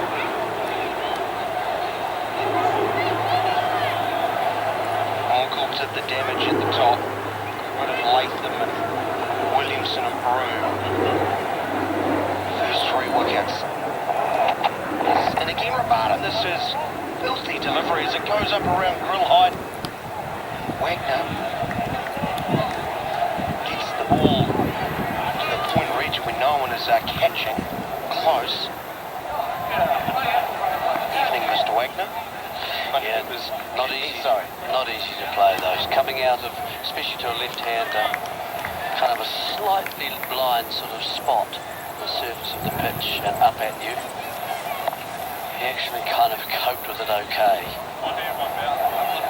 Slips rather enthusiastic. Here's a guiding shot over those slips down to the third-man boundary for width this time. It wasn't arrowing in towards the body of Wagner, and he just went with the hands and got plenty of wood on it down to the boundary. It's 171 for the loss of 9 at the end of the over. Another successful one for South Africa, removing Jeetan Patel, called to Gokmal Rabada without scoring.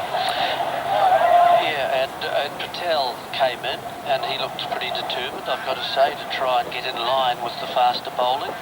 He ducked under the first one. It was just leg side, so that was a good start, but then got a nasty one and then was dismissed, trying to get inside the line of the ball and help it on its way down. 3 overs, 1 maiden, none for 4 with the start was Maharaj. 20.2 overs, 7 maidens, 6 for 40. South Africa. Is it 81? 81 needed for victory. We will take a break on the other side. Brian Waddle. If you're an all-rounder, join their home improvement club. Meet another one of the award-winning team at Just Patterson Real Estate. Hi, I'm Richard Harris. I initially qualified as a Sparky, and over the years I've bought, renovated and sold many properties. I can provide you with over 20 years sales experience, great, no-nonsense advice to add value, and help you achieve a premium price for your home. Call the Just Patterson team anytime on 385 7755 or visit justpatterson.co.nz. Radio Sport. International cricket with Resine. Quality Resine paint and colours are perfect for your project. Love your colour. The new penny comedy Gary of the Pacific is in cinemas everywhere, March 16th. It features me, Josh Thompson from The Project, and Dave Barnett from Sione's Wedding. See Gary of the Pacific and go in the draw to win a holiday for 2 in Raro. See the film and enter the draw at garyofthepacific.co.nz. This week your great specials are at Countdown. New Zealand Burbosk pears, $2.50 a kilo. And Sanitarium Weet-Bix, 1.2 kg, $6 each. Only till Sunday, only at Countdown. Radio Sport. International cricket with cocoa oil. Hydrate, nourish and protect. The airport gets really busy midweek, and with all the construction, finding a park can be difficult. Wellington Airport understands, which is why they're giving you another option. $15 a day parking in the long-term car park on a Tuesday, Wednesday or Thursday. But wherever you like to park, please build in a little more time for your journey. And thanks to your patience while we make Wellington Airport bigger and better for everyone. Book your $15 parking at wellingtonairport.co.nz. Terms and conditions apply. International cricket with cocoa oil. Hydrate, nourish and protect. Radio Sport. In an age of buckwheat and soy loaf, KFC's crispy burrito is standing up to bland food. With tasty chicken, bacon, cheese and barbecue sauce and a crispy tortilla, the $3.90 KFC crispy burrito is our flavor saver. Get decorating with the Resine sale. 25% off Resine Premier paints, wood stains, primers and sealers. 25% off wallpaper, 25% off decorating accessories. See your Resine colour shop and bring out the best in your home. Conditions apply. Radio Sport. So New Zealand have been dismissed for 171. A meek surrender by the batsmen. Only Jeet Raval and BJ Watling coming out of this innings with any credit.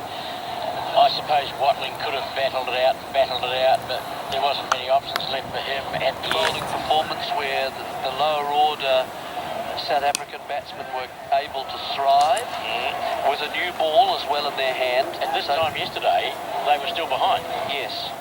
And the day later, I'm afraid that it's all been swept away.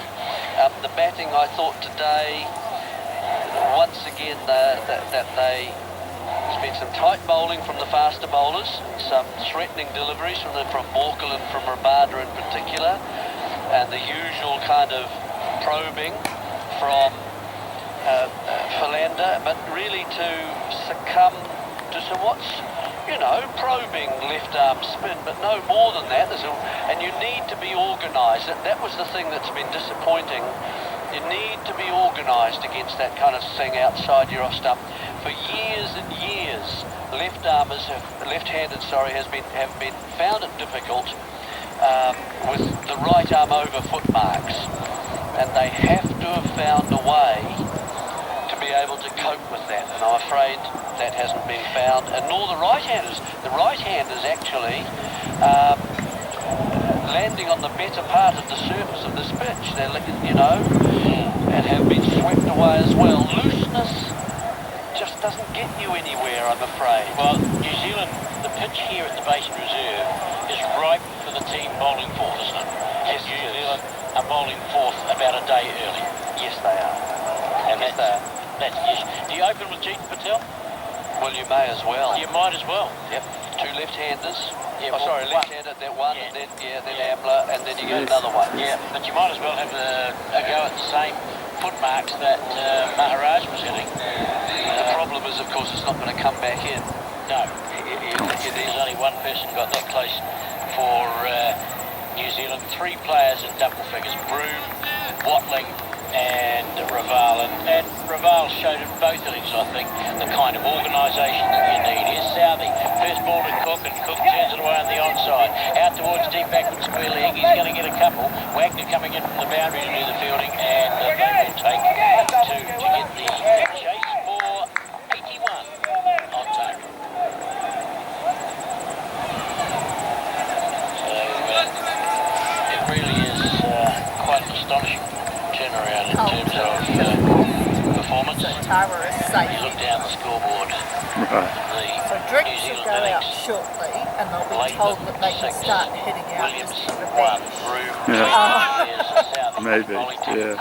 Turns it to the outside for 4 runs, bowling 2 straight. Might make it not quite so tedious. Carry them in the over.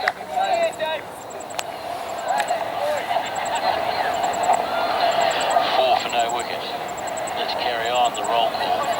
Nichols 7, Neesham 4, de Grandhome 0, Southey 4, Patel 0, Wagner, well, they couldn't get him out.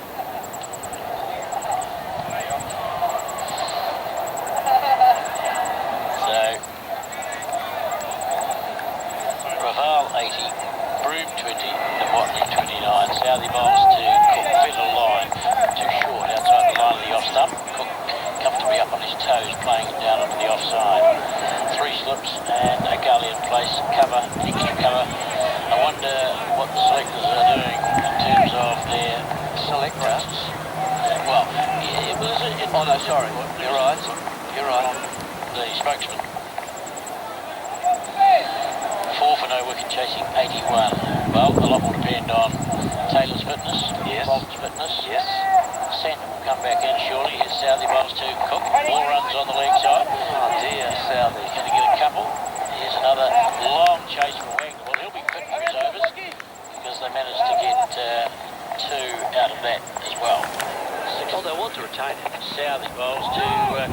Gets onto the front foot, driving out to cover where it's fielded the end of the first over. And it has brought 6 runs of the 81 required by South Africa. Yeah, well, it's a big selection meeting, that one. I mean, I don't think selectors like to change sides. No, and they have oil. Yeah, and so they'll want to retain people like Tom Latham. I'm sure they'll feel that they've invested a lot of time, and he's responded by mostly getting some runs. He is in a poor run at the moment, and outside off is causing him all sorts of trouble. As far as the others, Brian, though, you're talking mainly about those people who are kind of half and half, where there's a little bit of one skill and a little bit more, perhaps, of the other. But no one's quite done the job. Grounded bowls to Elgar. First delivery down the offside, left alone by the batsman. It goes through to wicketkeeper Bolt is fit, New Zealand would have to select him because he's their best bowler. What was that? Surely. Taylor obviously will also be selected if fit, and that will strengthen the New Zealand side. The ground on bowls to Elgar, and there's no stroke. But you know, when you think back 24 hours to where this game was, the batting has been abysmal, really. It says that it just underlines what I've been saying about vulnerability. Oh, nice. Someone isn't going to stand up and get a lot of runs for you. I don't know if I got you, Reg. Yes. Nice Elgar caught and bowled. turns into the onside. More runs coming on the onside, which has only got 3 fields in place. Chase for Wagner out towards the boundary.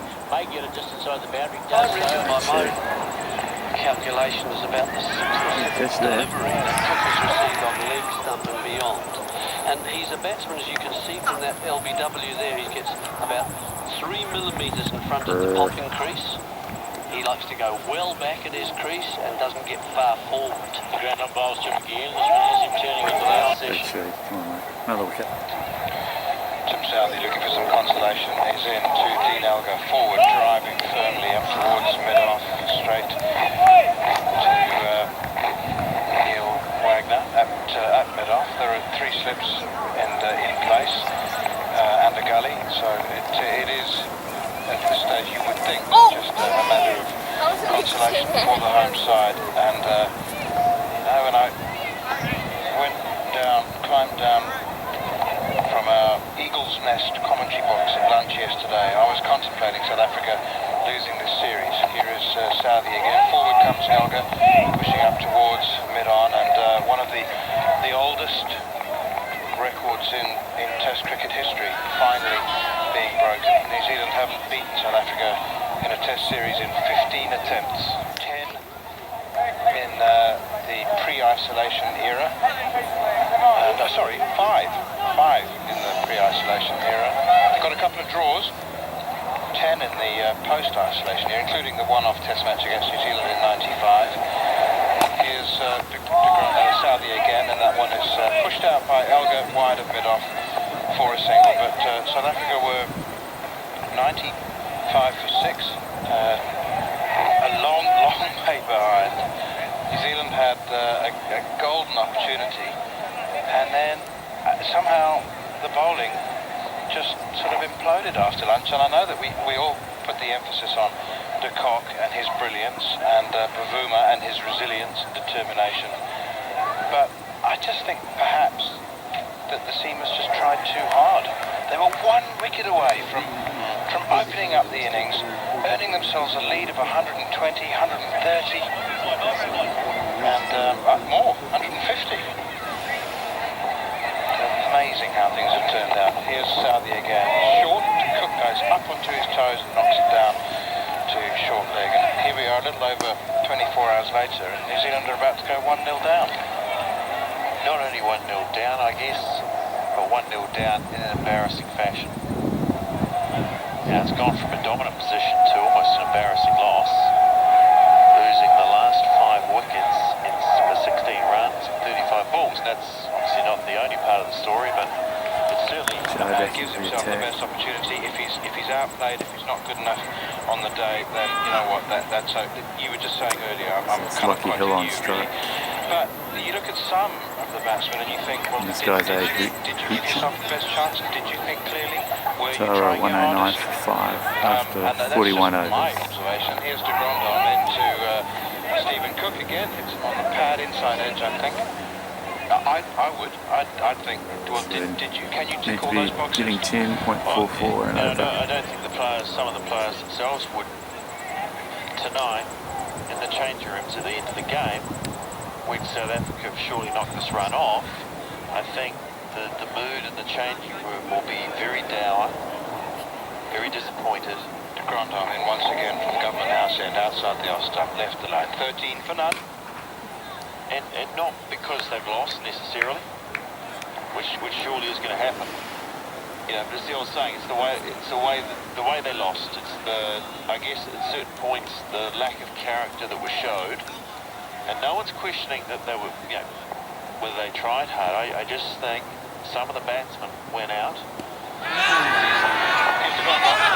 Oh, edged, and did it carry? Well, I think maybe did, eh? I think it might have carried. Jimmy Neesham diving to his left, Jeet Raval to his right. Neesham now inspects the potential damage to his left hand, which suggests that it's headed on the full. Hard catch, difficult catch, low to his left. But it's a catch, wasn't it? Yeah, it was a catch. Let's have a look here. It's pitching about middle stump. It must have nipped away. Neesham has dived to his left, so it would have been a mighty catch had he have taken it. It would have been a screamer. Here's de Grant forward comes Cook, given a life, solid in defence now.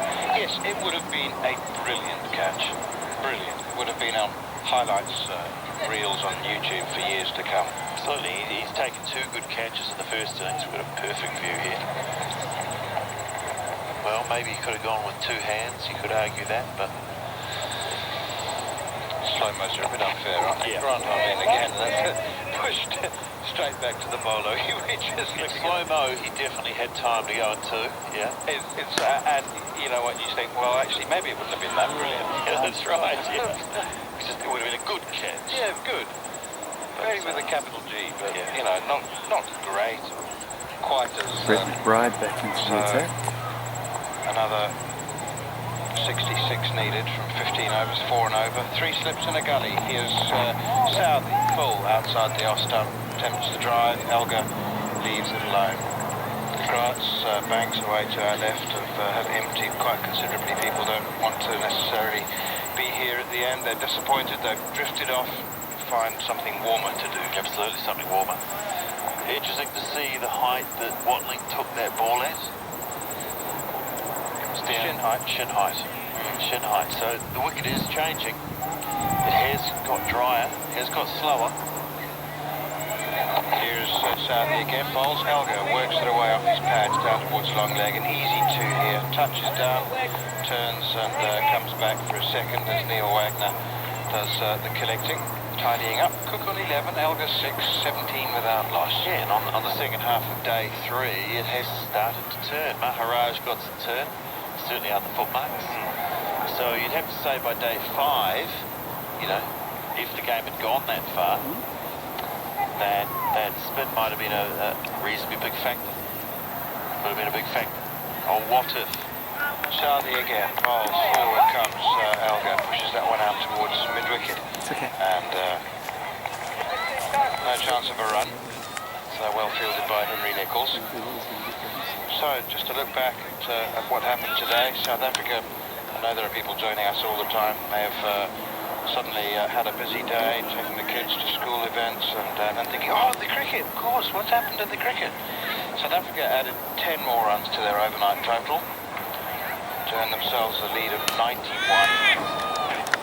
Here's Southey again. It's short pulled away by Elgar. He's hit that very nicely, but almost straight down to Wagner at long leg, so it'll be just a single. And then New Zealand had to erase that deficit. Unfortunately, lost 5 wickets before they had done so.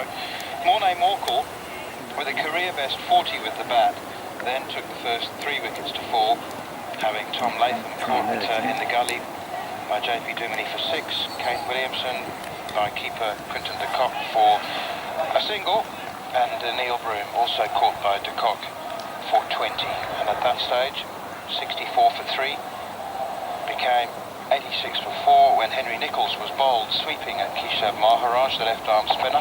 Southey in again, bowls, Cook pushes hard but straight to mid-on where Jeetan Patel fields. And then the 5th man to go, Jimmy Neesham, delivery straight to the fielder at mid-wicket, very disappointing. Here's Southey again, edge taken at second slip. Good catch this time, straight forward, just above waist height. Jimmy Neesham grabbed that one without any difficulty. And a consolation wicket, a good one nonetheless, they all count. Tim Southey be quite happy with that. Good catch from Neesham. More woes for Stephen Cook, who's had a horrible tour so far. It's only 2 test matches, but he hasn't looked like making a run really. He's only just scraped into double figures today. He's made 11. Caught Neesham, bowled Southey. South Africa 18 for 1. Yeah, look, as you say, very nice catch by Neesham. He took it really comfortably. Came pretty quick to him, about just under shoulder height to his right. he's a big, strong man, and he's probably got very, very big, strong hands, because he took 2 very good catches in the first innings, and just dropped one recently, a harder one, a diving to his left, but he's taken that so comfortably. I tell you what, if nothing else, he's a very, very good slip fielder. I did half wonder whether South Africa might have a little toy with their batting order, just to make sure they earn themselves 2 extra days off. I didn't think they would. I certainly wasn't expecting it, but I was going through my mind, just wondering, on the basis that they do believe that success begets success, and so like with Morgan, you know, giving him the new ball, great memories of this ground. He took 6 so I did wonder whether Keshav Maharaj really enjoys getting after the bowling, and might he's viewed as a pinch hitter domestically in one-day cricket. But no, it's Hashim Amla. Dean Elgar, however, pushes the first delivery of the next over from de Grandhomme straight back to the fielder. So Hashim Amla has walked out. I think a little 25 not out might just suit him very well. Absolutely. You could do with time at the crease. Absolutely. Yeah, I don't think anyone would be asking to go down the order. Driven here by Elgar through extra cover as de Grandhomme over pitches. I think that will be overhauled by Neil Wett. No, who's that chasing out there? Neil Brew? Tom Latham. Long way away. It's the furthest point on the ground from our commentary box. But it was a good chase. Latham, I think it is, who called it in. No, hang on. Latham's got to be in the gully. Who's the captain? Okay. No wonder it was a wholehearted effort. Run, total wickets, total runs, total catches, probably. Here is de Grandhomme again outside the off stump and left alone. That's right. I mean, he's one of the great bowlers. Actually, that's the irony. 293 wickets. 293. Wow. At 30. At 30. Yeah. Okay. Never mind the 13,000 runs. No, 54, 55. Phenomenal. In terms of aggregate, best all-rounder ever, surely. Here is de Grandhomme once again, and it's pushed defensively up towards the bowler, who does his own fielding, and there's no run. 21 for 1. Victory target is 81. So many years ago I wrote an article, not out of choice, but because I was asked to, comparing him to Gary Sobers, and I said the one thing that Sobers had that Callis would never have was the ability to bowl spin and Chinaman. I mean, left arm spin is Chinaman, and then open the bowling. And then keep practice there, and so he's 43, turning 44. I think he's got his eye on the senior tour. Wow. But then Sean Pollock had the same dream. Few golfers have tried to go professional, have tried to go professional, but not as easy as they would like to think. Here's Southey bowls full, wide. Elgar, the left-hander, leaves alone. So I don't know whether he will, but if he maintains his current regime and practice disciplines, then I don't know, he might well be able to make the odd cut. Don Braden was a scratch golfer, wasn't he? Yeah, yes he was. And there's been plenty of scratch golfers. It doesn't mean to say you can make it as a professional, does it? I know what you say. Here's 3. Southey again to Elgar, plays defensively. Oh, the sun's come out. Yes. Look at that, first time today. That's not just a brief appearance. That is the first time today. There's no hope of rain. How's it managed to get through? Because we can see nothing but grey sky. Must be a whole plants. But they were due to go straight to Hamilton from here. Southey is in once again, so pushed away by Dean Elgar up towards mid-on. So that would have been on 45 overs. So when the game finishes Tawa today, 136 for 7. They'll still go to Hamilton on Sunday and have And they need to get 13 runs and over from here. What would you do? You know, I'm assuming that you're not an advocate of naughty boy nets, and you know, I don't think it's going to do any good punishing them and making them practice and have nets for 2 more days. Would you send them home and tell them to think about it and come back with, 6 days in Hamilton and build up to the 3rd test? Well, you've got to ask the question, will all of them be travelling to Hamilton? Yes. Some of them might get longer break than 6 days. Yes, I would think that might well be the case. Here's Colin de Graaf continuing.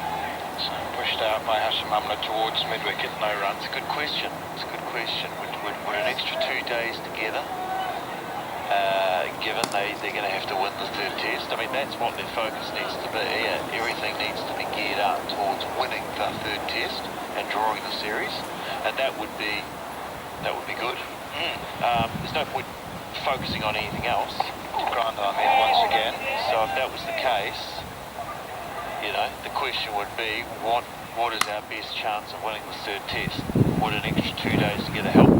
And I mean, I would think if your life is on the line, Daniel McCarthy gives the old, let's have a few big nights, team bonding, get that together. That might help us. But in this day and age, that's not the way it's done. Here's it's a big appeal for leg before wicket. Confident too, but no chance. Looked like it was going down. No chance. Yeah, get it out of our system, and you know, but have a good blowout. Yeah, get some rapport going and come out stronger. See you then. Let's have a couple of all-night benders. No, that's true, wouldn't it? It is true, exactly. I know, I'm just thinking of sports science these days. That's driven by Hashim Amla. That's a gorgeous shot through mid-off. It's trickling towards the boundary. I don't think it'll quite get there. No, it won't. And Kane Williamson chases it, picks it up just before the rope. And there'll be many sportsmen listening to us around the country going, yeah, sounds like a good idea. It worked in my day. It's exactly what they need. Well, in some respects, a big night on the Terps, in some respects, resets the brain, doesn't it? Resets the brain. You look at things from a different perspective the next morning. But kind of remind yourself that the sun's still going to come up and yeah, well, that's right. It's keeping in perspective. It stops you from feeling sorry for yourself. Yeah, that's good till you wake up the next morning. Outside the off stump. And that's left alone by Dino. Perhaps they can do it, but you know, just beware Twitter. 24 for 1. Daniel McCarthy will take the next 20 minutes. The new Kiwi comedy Gary of the Pacific is in cinemas everywhere March 16th and features me, Josh Thompson from The Project, and Dave Barnett from Sioni's Wedding. See Gary of the Pacific and go in the draw to win a holiday for 2 in Raro. See the film and enter the draw at garyofthepacific.co.nz. This week, chicken thighs and drums are only $4.99 a kg, and chicken wings just $5.99 a kilo. Check in store for heaps more chicken specials too. Preston's Master Butchers, Torrance Terrace, Wellington, Paramoana Street, Porirua, and Cuba Street, Palmerston North. International cricket with Resine. Quality Resine paint and colours are perfect for your projects. Love your colour. 56 runs needed for victory for South Africa. 57, sorry. Very important I get that extra run, Richard. So we're covering all topics. Tomorrow's the Sabbath, but perhaps they need to go to a place of worship and pray. Good thinking. Could possibly. See if they can find some divine intervention. Yeah, or they could combine both. Go out for the night, then go. Two-pronged strategy, indeed. Matt coming back into the wind. 50 still at home, of course, which helps things, but he has been one of South Africa's very best players over the past 10 years, I suppose. Still looks a class player. Williamson and South having a long chat here. What do you think this about? Skip, can you give me another 200 runs to Bolter? Yeah, well, you could have got them yourself. Would have been your retort from mid-off. Full, wider of off stump, moving away from the right-hander, but not interested as Hashim Amla. It's a shame to see the embankment now. a shadow of its former self. There's still quite a few people there. It's probably half full. Just certainly not as noisy as it was not long It's after just lunch. those who came with their hoodies and their blankets are still there. Those who turned up t-shirt and shorts have gone for the short exit. The sun is coming out, Southie in. He's punched off the back foot up towards Williamson. It deviates away from him and he has to change direction as he was running from the left down into the right and stops the ball. So if you're just tuning in, South Africa require 57 after New Zealand. Bowled out for very disappointing 171. The last 5 wickets went pretty quickly. Well, 35 balls, according to you. 3 slips in a gully as the sunshine does break through. Again wider of the crease, full and jamming down on a Yorker as Amla. You're 5 for 16 of 35 balls. It's exciting, wasn't it? So exciting is one way of describing it. Assuming things... Taylor and Bolt provided the fats straight up. Curry, Taylor and Bolt. Okay, so start with that. I'll start with that. Let's start with the current 11. Give me a tick or a question mark. Sure. Like, I'm going to go tick, not on form, but I'm going to go tick because he's a good player and he will continue probably to be the opening batsman. You've got to back people at certain points, that everyone has to be back at certain points, so I'm going to go tick for Latham. Tick. 2 ticks? Yeah, no, he's played twice. He's going to bat at both ends. He's come out as... Could be a master stroke. He's come out as very well against very good bowling and he's shown that he is a very good opener. It is open. Neil Wagner from the Government House end. His first delivery beating Elgar as he withdraws to bat late on. I think it was just after the ball had gone past. And a nod of appreciation to Ian Elgar. Just well done, Neil. I'm back in the school day battles. Someone's encouraging Waggers. Williamson. I'll put a C next to his name in brackets. Okay. I'll go tick. Tick. I'm not going to drop him. What, 2 and 1? Next here is the next delivery from Wagner, driven up towards Gina Patel at mid-off, and there's no run. 2 and 1 for the test for the great Kane Williamson. In very early both innings, first innings, ball nipped back nicely, hit him front. It was a good bit of bowling. And he, as he can do, feathered an edge just outside off stump. Can happen if you're in early on. And I guess Latham, I'll go back to Latham. I'll go tick, but you could have gone question mark. Or you could have gone cross. You could have gone in. Here is another full delivery from Wagner. Punch once more to mid-off. I think the Latham question is one that you could have given him any one of those marks and you could have justified any of them. I'm going to go for the tick. So that's by definition a question mark. No, well, I'm giving him a tick because I think you need to keep some stability, even though he is out of form, or he's out of runs. He looks okay, but he's chasing wide ones. Okay. So the Tribal Council, aka Richard Petrie, has voted to keep 4, but he's Neil Broom. Ross Taylor's back. James Neal. Cross. Nope. Cross. No question mark. No, 11 and 7, and not just the 11 and 7, but the way he got out, disappointing. Wagner, full, outside off stump, Elgar leaves the ball alone. 24 for the loss of 1. Here we are, ladies and gentlemen, for the 4th bi-monthly Turkina Street Lawn Cutting Championship. Stepping up to the mower, Jono, the Slasher Stevenson, known to many as the man of mowing and current champion of the world. He crossed the ripcord with one perfectly timed. There it goes. Jono, hurry up. Mum and Dad will be here in 20. I'm doing it. And he's off. With 45 grams of protein in every bottle of Mama's protein, you won't just mow the lawn, you'll level it. Make it Mama's.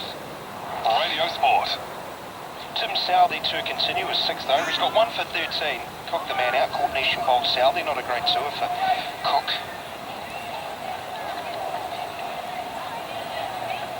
Cook, I'd be jealous of runs others have scored in this cool nature of all their names. 2. 3 slips in a gully. And bright sunshine now, full delivery. Umla pushes back to Southey. No run. Watling tick, yes? Definitely.